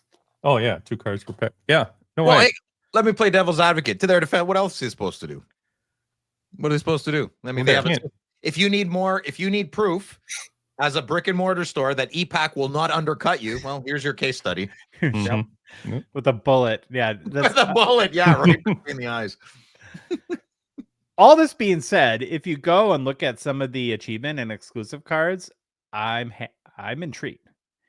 So we all love the double helix. Well, one of the achievements, and I'm not normally an achievement guy, there is a red double helix parallel that's actually numbered out of 50. Oh, that is sick. That is very nice. Yes. Wow. And this is Big. the poopy Comsy picture too. So think how cool this is in hand. Yeah, it's a big card. Okay, I gotta get these. Yeah, I you'll really- never see it. I hope they don't do Oh, guess what? We have a speckled rainbow double helix out of 200. Like, no, stop doing the speckled rainbows. Well, The you other better hope big people one- buy it. Yeah. If people never buy it to make the achievements. But the other really big one, Phil, is there's a red double helix parallel that's autographed, which I don't like as much because they have to like make it whiten. Oh, it's Below got that PMG white rectangle. Yeah. Yeah, that's okay. We're insert guys, anyways. We're not big auto guys. Mhm. Autos are a disappearing thing, anyway. So I would just be fascinated to know how many boxes of this they've sold on ePack. Probably more than we think. Yeah. I'm gonna say probably less than we think. You think? I'm on Facebook more than you. I get the vibes of it. Yeah. Oh, are you in the? What are the ePack groups saying? We can talk after. Really? Well, I just don't think I think a lot of people in the EPAC community just go kind of ham at the beginning and maybe don't know the product itself. They just follow the rhythm of the EPAC releases, right? I'll leave it at this. I've seen a few posts from more heavy hitters, veterans in the EPAC community that are kind of saying, read up on EX2000 before you start buying your things. Just some guidance or sharing best practices. And I think that's good. We should always look out for our brethren in the community, but ultimately you have to make your own decisions. So Of course, everybody's adults. What always blows my mind about these achievements is that, and I haven't done this, but if you broke down probably how much money it would have to take to get one of those red double helix achievement cards out of 50, it's got to be like 10 times what the single would sell for, right? unless you're Ben Berry, who we had on the episode, I highly recommend anyone listening, even if Yeah, you're that was new, a great one. we have an episode with Ben Berry, and he's kind of like Josh is our captain. He's their captain in the Facebook EPAC group. He runs a very tight ship. Is it annoying? Little bit. Is it needed? Absolutely. Because guys like me can take, we color outside the lines, and guys like Ben have to bring us back in. He would be the one, him and a very small group of people would be able to shave off a bit of numbers and currency and maybe get that achievement. But Ben's been doing this for many, many years since EPAC's been out. They're very savvy. They're on it all day. That's their hobby. you're not going to beat these guys at it. So Josh is big time right. Just wait and buy the achievement when someone else does it. As a Parker's Champions crazy person, it's not worth trying to get achievements. Just buy them after. Mm-hmm. It's an expensive lesson to learn if you try. And well said.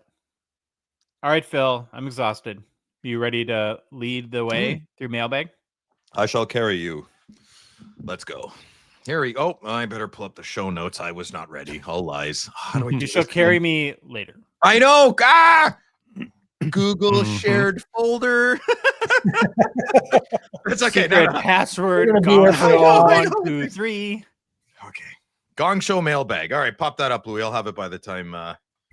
Okay, that was pretty quick. Crap. Okay, Instagram.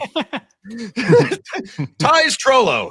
Why don't notable nameplates get more love? Josh, while I find this. Well, first of all, I love that they're game used, and honestly, this is a pure guess, but I think like the appeal, like with the draft day marks, is the chase and completing it, and it has to be so tough and so expensive to spell out because I think these are out of like 8 or something. They're out of the however many letters I think are in the player's last name, and I just think that you have to spend some serious money to complete it, and that probably shies people away. And I think why that is relevant is I'm not sure how many people want to just like own the S of Sidney Crosby, like if that would give you a lot of satisfaction. Yeah, I was looking at one on eBay a day or two ago, and I'm like, if I buy this one, then I'm gonna have to try to get the rest of them. And Yeah, that's how they hook line and sinker, I'm like, right? no, I'm not even doing it. All right, good answer, boys. Yeah, I don't have a big opinion on it. Okay, next question. Discord. Ben. Hey, boys. Last week, you all named Patrick Waugh on your top 3 goaltenders list. What do you think makes him so popular in the hobby? He is 60th in all-time save percentage and has 3 Vezina trophies. In comparison, Hasek is the all-time leader in save percentage and has 6 Vezina and 2 Hearts. And please don't say cup wins. We can all agree Messier isn't better than Gretzky. I'll go first. Patrick Waugh has swagger. He has the moxie of a true champion. I'm not saying the Dominator doesn't, but I'm saying Patrick Waugh does a lot more than Dominic Hasek. I think Patrick Waugh epitomizes the vibe of a championship goalie to me. My opinion. Being French Canadian also doesn't hurt. May we? That's a big one. Sorry, it just is. He's also a firecracker human, and people like that. He's good for stories. When Tremblay wouldn't pull him, infamous game. I don't think it's much more than that. I think Patrick Waugh is just a hobby darling. He attracts attention. Dominic Hasek, he's pulling a bit of Theron Fleury over there overseas right now. And I don't think, even if you agree with Hasek, you don't want to be around that. I don't want to, whether I agree with a commentator on Twitter or not, I don't have time for that crap. So I think Patrick Waugh is, he's just got that moxie, brother. It's my best answer. Any of you boys want to tackle that? Yeah, I think it's a popularity contest, right? Like anything with card collecting, like it doesn't necessarily mean the best players pull the best amount of money, right? We just saw that with, Nathan McKinnon. How high is he up on the list? He's probably the second best player in the league right now.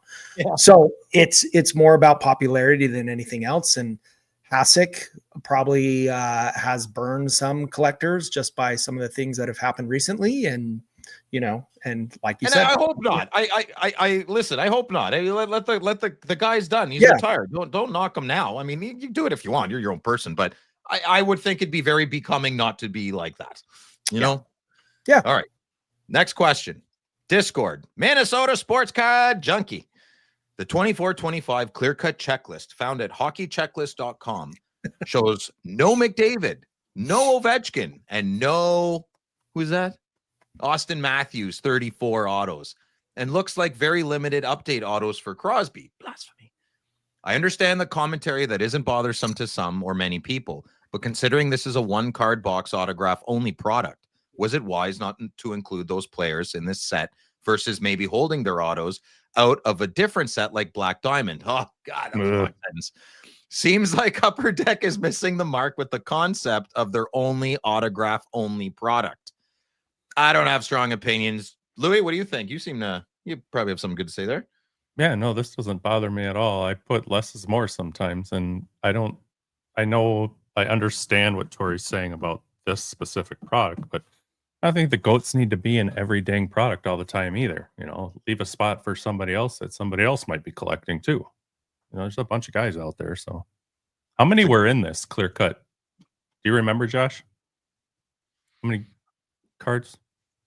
Oh, One, you'd the have to go box. to the checklist site. I mean, there's a lot of them. It's just Okay. more that the players aren't. And I want to get Dave's opinion in a second because he's our clear cut guy. But the only thing I'll add to this is I have wondered for a long time now, and I'm a little bit worried that it's because all this works on supply and demand. And this isn't a new take, but when every product has Wayne Gretzky autographs, Mm-hmm. is there a risk that there's just at some point there's the supply is greater than the demand, Yes, and a of Wayne course. Gretzky auto Right. becomes less special? And I never want that to happen. That's why I said less is more. Yeah, Dave. Agreed.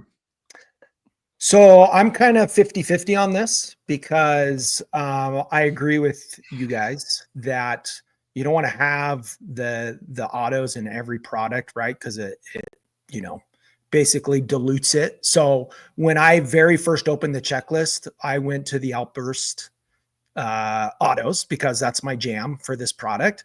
And I looked, and the first thing that I noticed was there's another Wayne Gretzky Outburst. So, the one that I just purchased, it dilutes it a little bit. I was really hoping that if they're going to put him back in it back-to-back years, they would have at least thrown him in a Kings uniform, but he's in the Oilers uniform. Excellent. Yeah, see that sucks. That really, really, I do not like when they do that. Now you always get the premium for being the first, right? Yeah. So I think you're on the better side of this, but yeah, I mean, usually their trick is to put them in 3 different cards and 3 different uniforms. Yeah, if they threw him in a Kings uniform, then that would have been really cool because then I would have chased that card too. Now that I already have it, I'm not going to chase that card because I have it from the previous year. Now, with that said, you look at this list: McDavid, Ovi, and Matthews, all not in it. I'm fine with not just piling on everybody every time. But you're taking 3 of maybe the top 5 chases all at once and taking them out. So I agree with him on this, that I wish if you're going to cut back on autos, don't do so many all at once of the biggest names. Maybe take 1 out or a couple out or something like that. And, then add them back in the next year, whatever. But I feel like they went a little strong taking all 3 of those autos out all in the same release. Don't you feel that we're glossing over? I know we have no control over it, so it's nothing but a mini discussion. Again, I didn't know Gretzky was in the clear-cut outburst again, and he's in an Oilers uniform again the year after. Yeah. I want to be allowed to say this with no fear to Upper Deck, who, if you're listening, great. Like, how does that happen? Like that I'm sorry, that's a major. It's not a mistake. It's so peculiar. It's just a peculiar move. And I would love to know the reason. If it was as simple as like, listen, man, we bought the rights to these 3 pictures. We had to use it by this day. That's why. Oh my God, that makes so much sense. Thank you. That's a great answer. I know it's not owed to us at all. That's none of our business. Gretzky's going to be the biggest chase in the product. Put him in a Kings. So I understand. Yeah, exactly. I understand why you have to include. Yeah, that's not what I'm talking about, Dave. I'm saying I totally agree with you, but I wish he was in. Heck, even a Rangers jersey would have been better than an Oilers jersey again. Or you know what? Do it every year. Do an outburst of Gretzky every year. Make it known that you're going to do 1 Gretzky in a new uniform every year, and then after that, it's going to be 20 years before you see him in an outburst and clear cut. You put that on your website. You start marketing that. Start building that kind of hype, brother. How do you not 3x your company in a 5-year plan? How do you not? You do. My DMs are open. Okay. Next question. Yeah. Okay. Philly LW. Great name. With SP Authentic coming out and the Future Watch Auto hunt in high gear, oh boy, is it ever. How would you view non-Future Watch autos? Just a regular Future Watch, or even a green or blue numbered to $399 or $199 with an in-person auto. Maybe it is a larger question of a pack pulled auto versus an in-person auto. What difference do you see in terms of value? Josh, you want to head us off? A huge difference, right? And I think in this particular case, the Future Watch Auto out of $9.99, I believe, is one of the 3 most important cards in the entire hobby. And for any one of the other parallels to supplant that would be almost impossible at this point. Pretty And- impossible. Agreed. Yeah, I think we're all in agreement with that. That's the best answer you can get, Philly. There you go. Next question. Vegas card collector. Good day, gentlemen. Seems much more appropriate than hey, boys. Thank you, Vegas. If you could, if I had a time machine, if I could go back to that one day I did it. Yeah, well, why are you thanking him for? You're the one that started the whole thing. I just did it once as fun because I like talking like a It girl is- or a It is fancy guy. fun. Like my I actually brother. like it better than you. I love it. I think it's funny. It makes me I happy. like performing. It's great. Okay, here we go. Good day, gentlemen. If you could appropriate a card from each other's personal collection, what would it be? Feel free to include California Dave in the mix too. Well, we will because he's here. Yeah, I'll go first. Josh's McDavid O-Pee-Chee, not his Gretzky, if that's what you're wondering, because mine's better, so I don't need his. But I would take his McDavid O-Pee-Chee. You want to know why I'm 100% on board with that? It's done, Why? done deal. Because I don't have a McDavid Mhm. O-Pee-Chee. So What did you just get? You just got nothing. No, you be quiet. What did you get? What O-Pee-Chee did you pick up? Pavel Bure. Oh, that's what I want. Can't swipe his Pavel Bure. No. You keep Too late. posting your Too late. stock You got car. the. Get out of Can't here. go back. Can't go back. No, here it is. You got the McDavid. Son of a Vondruk. Okay, Louis, what are you stealing? What are you stealing? I'm taking your or Dave's SP Signature Edition Legend, that all-time Future Watch Auto Madonna. Oh yeah. Oh, Mm. yes, of course you are. And then I'll also steal from Dave too that Kaprizov 101 stature. Oh yeah. That's a I beauty. would steal that stature way before that Future Watch, man. That's I forgot. Hey, they're not in order. They're just what I take. So I'll go. Dave will go next, but And Josh's, I'm not done yet. And Josh's cards suck, so I don't need anything from him. Just kidding. it's not funny. He's got one I'll take because I got the blue. I He's need got a that. few I need goodies. that red prism Roder, Rotor. Josh. Yeah, I only bought that just so I could not have it. not have- I'm being honest. I mean, that's the. Oh, I was never looking for it. The one card that Louis has, he has a bunch, but one of that, and he has it displayed at his house that I cannot go to your house and not think I want. Do you know which one I'm talking about? Is it his anniversary picture with? No, he's JoJo? got the 03 Bowman Chrome gold of gold. Mike Modano. That card, it has an aura about it. It is amazing. That's I a good card. can't. Like what year? Hold on. It's yeah, he'll grab it real quick because it's Oh, right I don't there. care that much. Oh God, he left. No, I do. I want to see it. It's so nice. You can go to his house, Kate. Honestly, I think about ripping it off every time we go. Ripping it off. Just bend a corner. Just do it. Just bend a little corner. He won't notice. I won't notice. Louis can't. We're Oh, too old. He's He got his can't. headphones on. Hey, Louis, Huh? what are you doing on this Oh, podcast? no, here, this guy. Okay. Yeah, that's a stunner. They are so nice. Yeah, Dave, number one stunner. which one would you? It's a no-brainer. I would think we all take know. the Phil's all-time Future Watch Auto of Wayne Gretzky. We A can make pox that on your happen. house and your family. No-brainer. And when I come visit you and organize your collection, you might want to make sure you got insurance before I come over. Yeah. Crap. Yes, I will. Well, make it's that sure. ball's in Phil's court. So. I know. I How's don't that going? multitask well. Enzo's probably like checking his junk mail every day. I don't want to email him a half-ass. You don't email, task right? well, let alone multitask. So. Oh my God. I emailed him within 24 hours last time. I was so excited. Now I'm like, oh, I'm getting killed here in Ottawa. I can't leave. I'm like, okay, next question. No more questions. Nick Meyer. Here we go. What are your thoughts of the Logan Stankoven Future Watch auto debacle? Rumor is he had inscribed all 999 of his Future Watch autos and Upper Deck tossed 51 to 999, I guess, out, and he only has 50 Future Watch autos left. It is now easier to hit his Future Watch auto patch than it is his Future Watch auto, allegedly. We don't know. No, we know. It's not true. Okay, so it's for sure. No comma. They packed out all 999, and believe me, it's not like Upper Deck to throw away autos. They're gonna, they'll put a auto from 2010 that gets returned into a product. They're gonna put all of them out there, and the joke's on him. He had to inscribe 1,000 copies of his card.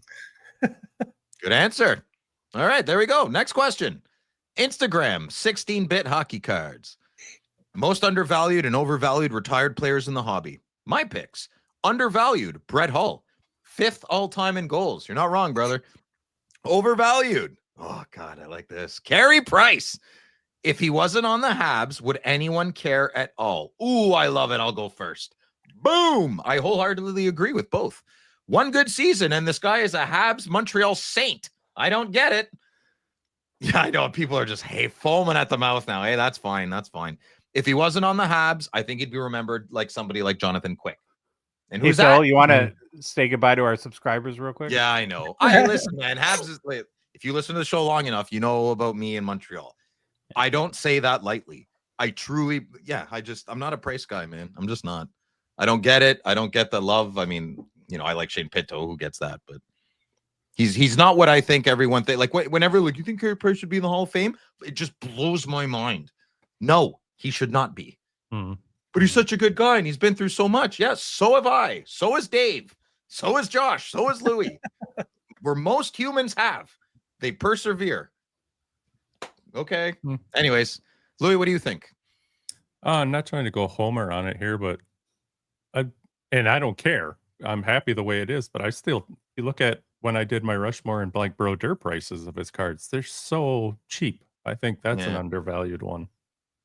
Do you think the difference with him is like the whole personality thing? He just wasn't as bombastic or fiery as Patrick Waugh. Yeah, sure. And yeah, that. But I don't still, think the hobby. I mean, like 16-bit said here, 5th in goals for Hull, underrated. Well, look at what both of even some of Waugh's stuff is undervalued too. Take both of the goalies. I know it's goalie, but still, look what those two guys did. I know it's a unique position and a position in their hobby. Hull did have a big personality too. That's what makes that a little bit more puzzling. Like a little bit of a spitfire. Yeah, but people don't remember. Everyone like the new things, kind of like forgetting about the past. Like, no, that's why I love how we do a lot of the things we do, because remembering the past is very important. And Brett Hull, you're right. He had a very enigmatic. Is that a word? Enigmatic. Whatever. I can't say the word. An enigma. Yeah, he was great, man. GT Snow Racer sponsored him. He was awesome. Yeah. Dave, what do you think? You don't know old players. Marcel Dion. That's who Mm-hmm. I think is the most underrated. I mean, he was what was he all time in scoring? Like 7? He's really good at a lot of stuff. I mean, he was amazing, and you can 700 goals. You can pick up a signed autographed card of him for like $20. It's probably for free if you're a kid. You can have a 4-hour conversation with him at the expo anytime. Yeah, you can hang out with him, and I mean, he's selling his autograph on a puck for $20 for crying out loud. So. I mean, he's for me, he's the most underrated player. I mean, he's a king, so I'm a little homer on that pick as well. But I think a lot of people would agree with me on that.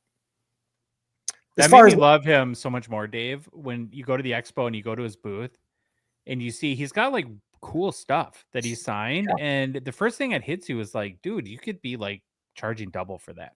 Yeah, but he doesn't. Yeah. Next question. Nice fan 34. What's one PC card that somebody else has but they won't move? McDavid from Josh Madigan. The O-Pee-Chee. Yeah, he's holding it up right now. You can have it. I will move it. I don't know what you guys technically consider like your PCs, because like I have a PC, but then I have other stuff that I collect, kind of. And Josh is every card's just his PC, I guess. I'm an enigma.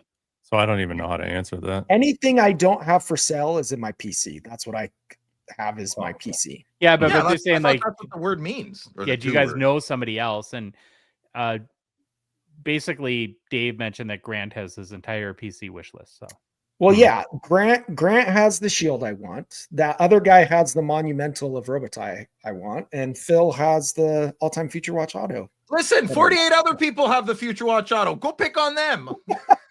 I'm just the 49. Well, that's guy. the question, Phil. I'm answering Knock the it out of question. here. No more questions. Next question. Hockey DT 198. Does it? Oh, yeah. Okay, we did that. That's a good one. Does it affect the value of the way people feel about the card if you take a clear-cut card out of the One Touch with Upper Deck sticker on it and just put it in a top loader? I do this all the time, and I have no idea if people like it or not. Well, can we amend this really quick to the Upper Deck sticker half off, because half of the clear cut cards you buy, the Upper Deck sticker is already half off. Yeah, rip it off like a Band-Aid. Maybe they got to, but Billy, you got to spend more money on the glue. Stop licking it, right? You got to leave the adhesive on there. You don't lick it and then lick it. You know what we need to make happen is for Upper Deck to choose ultimate holders for clear cut. Well, that would help. We should broker that deal. Yeah, we'll talk to Billy. I'll call him. Should I call him right now? Yeah. Okay. I don't know. Josh, what do you think about this? I had a silly answer, but it was an honest answer. I don't care because it's part of my collection. I know I'm not really trading it. So I just rip it out and put it in a top loader. Well, if you think about it, like we try to break it down logically, the only thing it can do is hurt the value. Yep. Right? Because Yeah. some people will like it, other people won't, versus when you leave it in its natural form where everybody expects it. So that's not even a comment of good or bad. Right. And why I like this, my biggest thing is the 3-4 that I have, it doesn't matter what holder they're in, but they are scratched to heck. And it looks terrible. And you even tried to like polish one, didn't you, Louis? Yeah. I mean, I made it better. I did. Yeah, you did. I made it. I guess, yeah. I made it better, but it's just Come on, you can do it. I can't. It's just I'm trying to be very. Kids listen to this because this drives me crazy. But a sticker, it's a sticker, and you're gonna tell me that the card's gonna sell for more. You're gonna take two of the same cards and one's in the original, and the thing is just scratched to hell. The case looks untampered with. Went down the freeway, and I put the other one in a nicer, cleaner one. Come on. It's just altered versus not. I'm not disagreeing with you, Louis, but I just you're right. That we're gonna go and say that's altered because the sticker is not on there. Yeah, technically, I mean, to do a comparison too. Like if I know some people take them out and grade them, and if you have a PSA 10, I bet you the PSA 10 sells for more than what's in the holder. So, I haven't actually done any study or insight in that, so I don't know. But why not? Because I take mine, I put them in when I get my card, I put it in a baggie so it doesn't get scratched, and I put it away. So they're all in baggies because they're in the original casing, and I don't want to get them scratched. You know what I just realized? Though, whatever they put those in, sorry, Phil, are like they're not just scratch resistant; they're scratch attraction. Like they're all scratched to as much as possibly can be. Yeah. The next question, Instagram. Before I say it, we need a nickname for Chandler. I nominate one, Johnny Utah from Point Break. Okay. He's in Utah. That's what I think. Johnny Utah. Okay. You do know he's moving to California. No, he wasn't on the trip that he was supposed to be on where we all had a great time. So he wouldn't have. Okay, next question.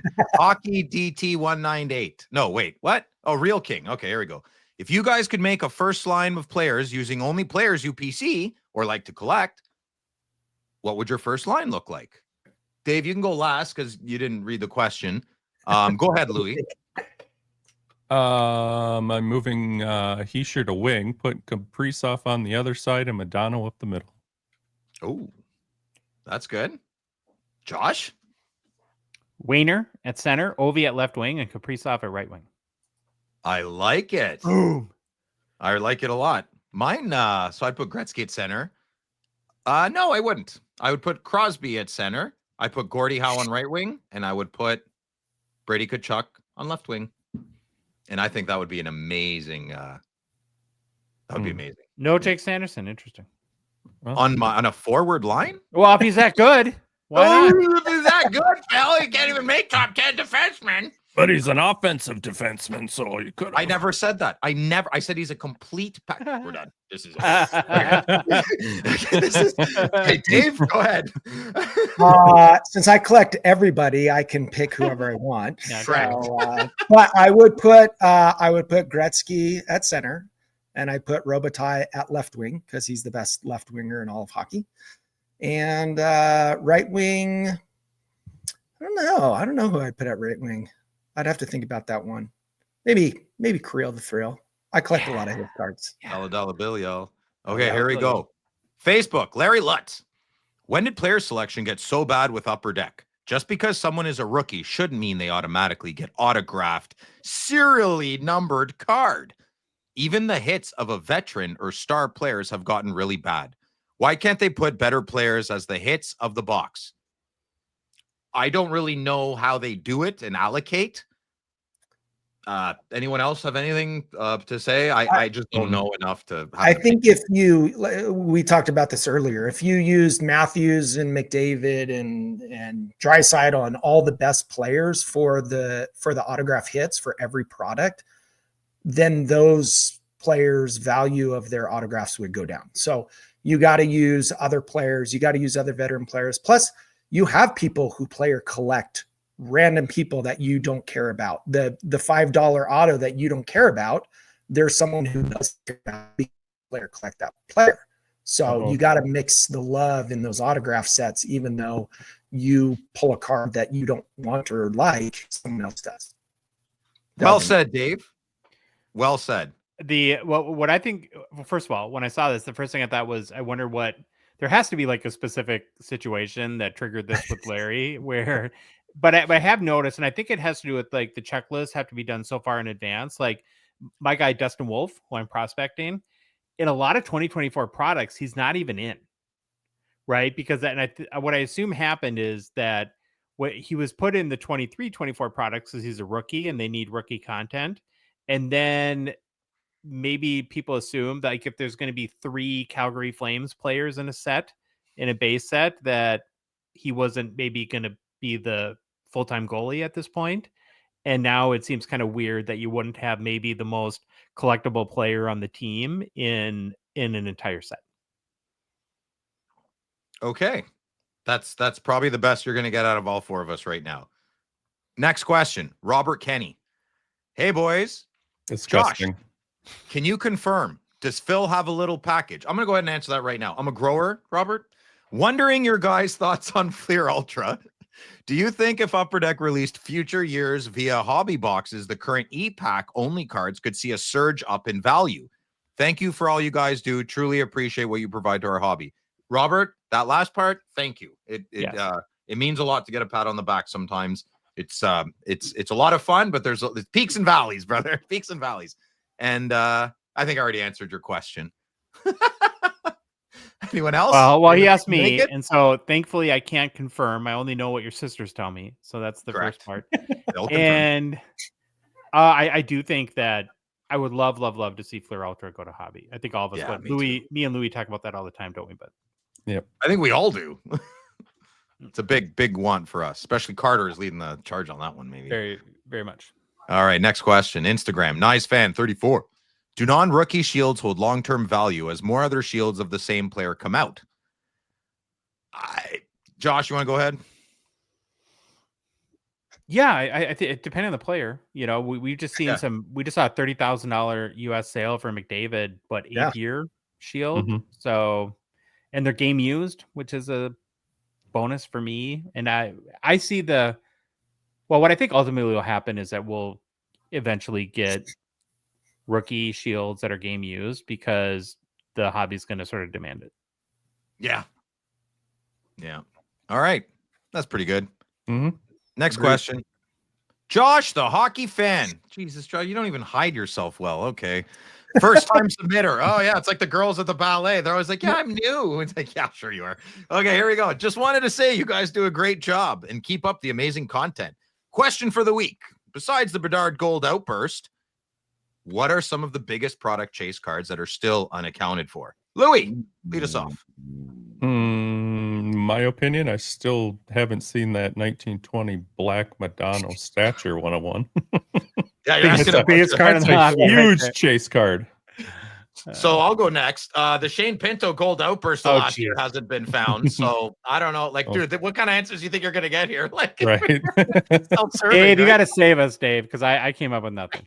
Oh, mine might be just as bad. I was going to say the clear-cut gold outburst auto of Wayne Gretzky. I have not seen Yeah, that. see? So We I just got the don't pick the silver. cards Got to we match want. it with the gold outburst. All right. Oh, so all of us get a collective on this one. Shame. Why?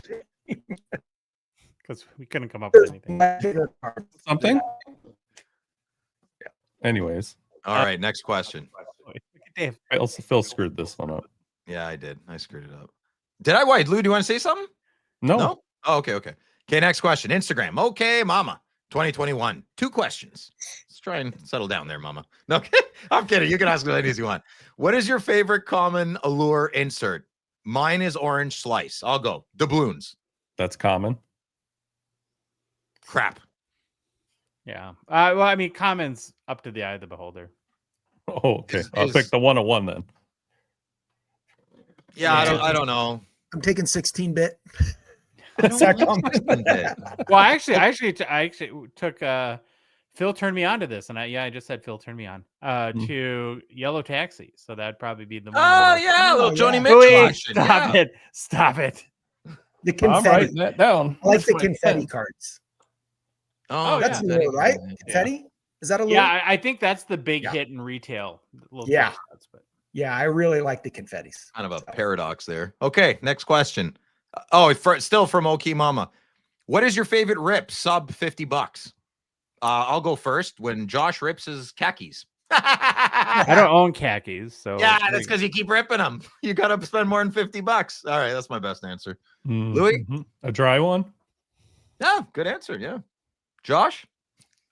less than 50 is tough. So I just said like a single pack of O-Pee-Chee Platinum on ePack. I in earnest tried to answer the question. Mm-hmm. I didn't What have a about good Dave? answer. Anything?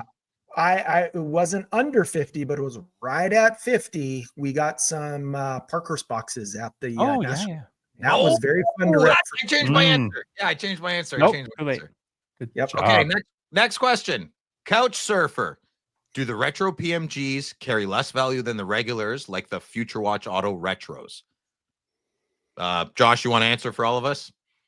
No, they actually carry more, and it's just that one of the funny things in the hobby where things get paradoxical at times. Good answer. Next question. Instagram. Real LA King. Who has the better potential for growth as a player? Yaroslav Askarov or Devin Levi? I'm going to go good question. I think all eyes are on a few goalies this year. Wolf, Fulmark. I don't know. Potential for growth, though. I think both of them. I know it's a lame answer, but I think the league and the hobby are very excited to see what a few goalies can do this year. Josh? Long term, who knows? Short term, though, it's probably definitely Askarov, as he's the current number one for the Sharks, and Levi's still in the development system. So as far as who's going to get much more opportunity this year, and I also think a lot of eyes will be on San Jose with Misa and Michka, or Misa, sorry, Celebrini and Will Smith, etc. So that may put a little more hobby light on Askarov. Awesome. All right, let's move on. 2 questions left. Facebook, RD Card and Collectibles. Now that, man, this thing's like a mosquito. It just doesn't go away. Now that EX2000 is live on ePack with achievements, do you think it'll catch on with the ePack crowd, or is it still a tough sell? I have no opinion on the matter. Louis, what do you think? I laughed and said no. Okay, well, Dave, I'm sorry. I'm just going to let Josh answer this so we can get to the question here. Not at $280 a box. I cannot wait. I cannot wait for the day when I have the last laugh and we dedicate not one, not two, but months and months of shows to me rubbing it in your faces. Rubbing what in my face? The pointy corners? I like my eyesight. What, are you going to cut me? Yeah. So, When I am very wealthy God. of I'll be living in your basement, bro. I'll be taking advantage of everything you buy anyway. termite. Okay. Yeah, I will be. I don't care. What's Cole's 20? I'm moving there. Digging my tunnel. Start now. Okay. X or Twitter, whatever. Last question. Conscious Collecta. I really enjoy you guys are always looking for ways to innovate and inspire new ideas to approach into collecting. My question is, in what areas do you see the most opportunity for growth and or change in any? Josh, would you like to go first? Josh is a wreck. You just That's not funny. I'm just being silly. All right. Anyone else want to answer? Well, Josh wipes the That was slobber the off his worst face. Arthur Fonzarelli impression I've ever heard. Yeah, in my life. I know, as if you know that. Well, I think the game has to grow for the hobby to grow, and not to piggyback on our last show. I'm all about China. Yeah, me too. Yeah, Yeah. very excited. A year from now, we could be. Oh well, we'd be back, but we'd have a great time. it'll be interesting to see innovation in cards too. Like what was the card that came out in I think it was basketball, the actual ball that they used for the draft pick. The ping was pong. Oh, in a yeah. card. Ping pong ball, yeah. The ping pong ball was part of the card. So it's like, the card's like this thick, and then the ping pong, I don't know what you're putting that in. There's no way to protect it, but it will be cool just to see like different creative innovations in card I design. love That's that. what I'm I looking love for. the ping pong ball thing. Yeah, I mean, like, what would you put it? Like, it'd have to be a clear cut because then you could hide it in the box, right? Like, because you'd have to package it different, I would think. I don't know how do you open that in the pack? And with the person this day and age, bunch of complainers, like they'd be like, well, look, the ping pong ball's cool. I know it's worth like 50 grand and I sold it, but I never really got my cards. It's like, holy crap, that's going to happen. Or you go to your cards rack and you go to your roommate. What happened to my ping pong ball card? It's like, well, As we he's need like a copy serving. from beer pong. In that love red big- solo cup over there. Okay. Yeah, it's pretty wild. Personal pickups sponsored by Pather and the Ultimate Holder. ShopPather.com or ShopPather.ca is where you want to go in the US and Canada to get your Ultimate Holders. Pather's been producing products for 48 years. Older than all of us, I think. Mhm. Maybe. Really? I thought you were 48, Dave. I'm 49. Oh, since Dave was a wee lass. Sorry. Is Dave the Yeah. oldest in our crew? Yeah, I'm he the is. oldest. I'm Grandpa the Dave. old man. Wow, Grandpa oldest Milk guy. gray. Yep. Oh, that's crazy.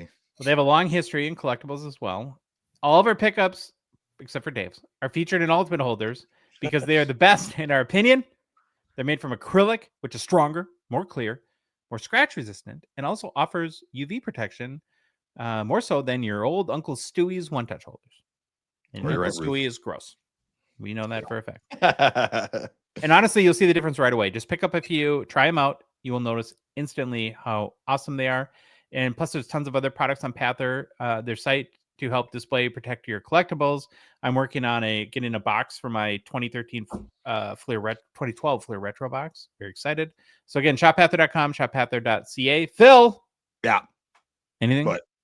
Anything? Oh, personally, yeah, no, I got it's the second one, but I got another Bobby Orr little base card here, 20th anniversary variation, and I picked That up is these right. cards Pardon me? Correct. That I did put the right thing, wording in there, right? I kind of guessed at what this was. I wasn't 100% sure. Oh, it's just his regular card. It doesn't matter. It's perfect, Louis. It's perfect. Okay. It's that's the card I got this week, and I'm a big fan, and I think it looks really nice.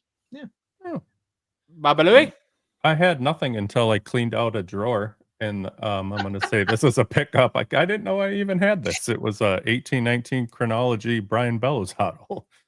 Wow. Yeah, I like that card. It's nice. Cole Caulfield's dad. sure. Dave, you're going to hold up to the screen. Yeah. So this was delivered. I got a notification that this was delivered to my house, I believe yesterday. It's a clear cut outburst silver of Rogi Vachon out of 25 autograph. It's a really cool card, and his mask is super awesome. Troy, check out that mask. Awesome. So Awesome. And, card. How you many do know, you have now? the outburst silvers, Yeah. I don't know, maybe like 10 or 12 or I don't have any. Real collector would have 20. well, I'm getting there.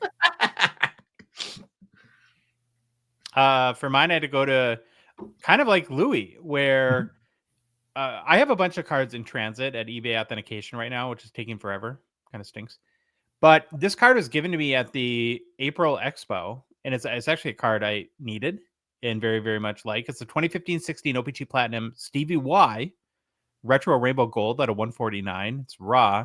I'm collecting the first 20 cards in the set are all the retired players or legends. And there's like 100 total of the retro cards in platinum. That's too many for me.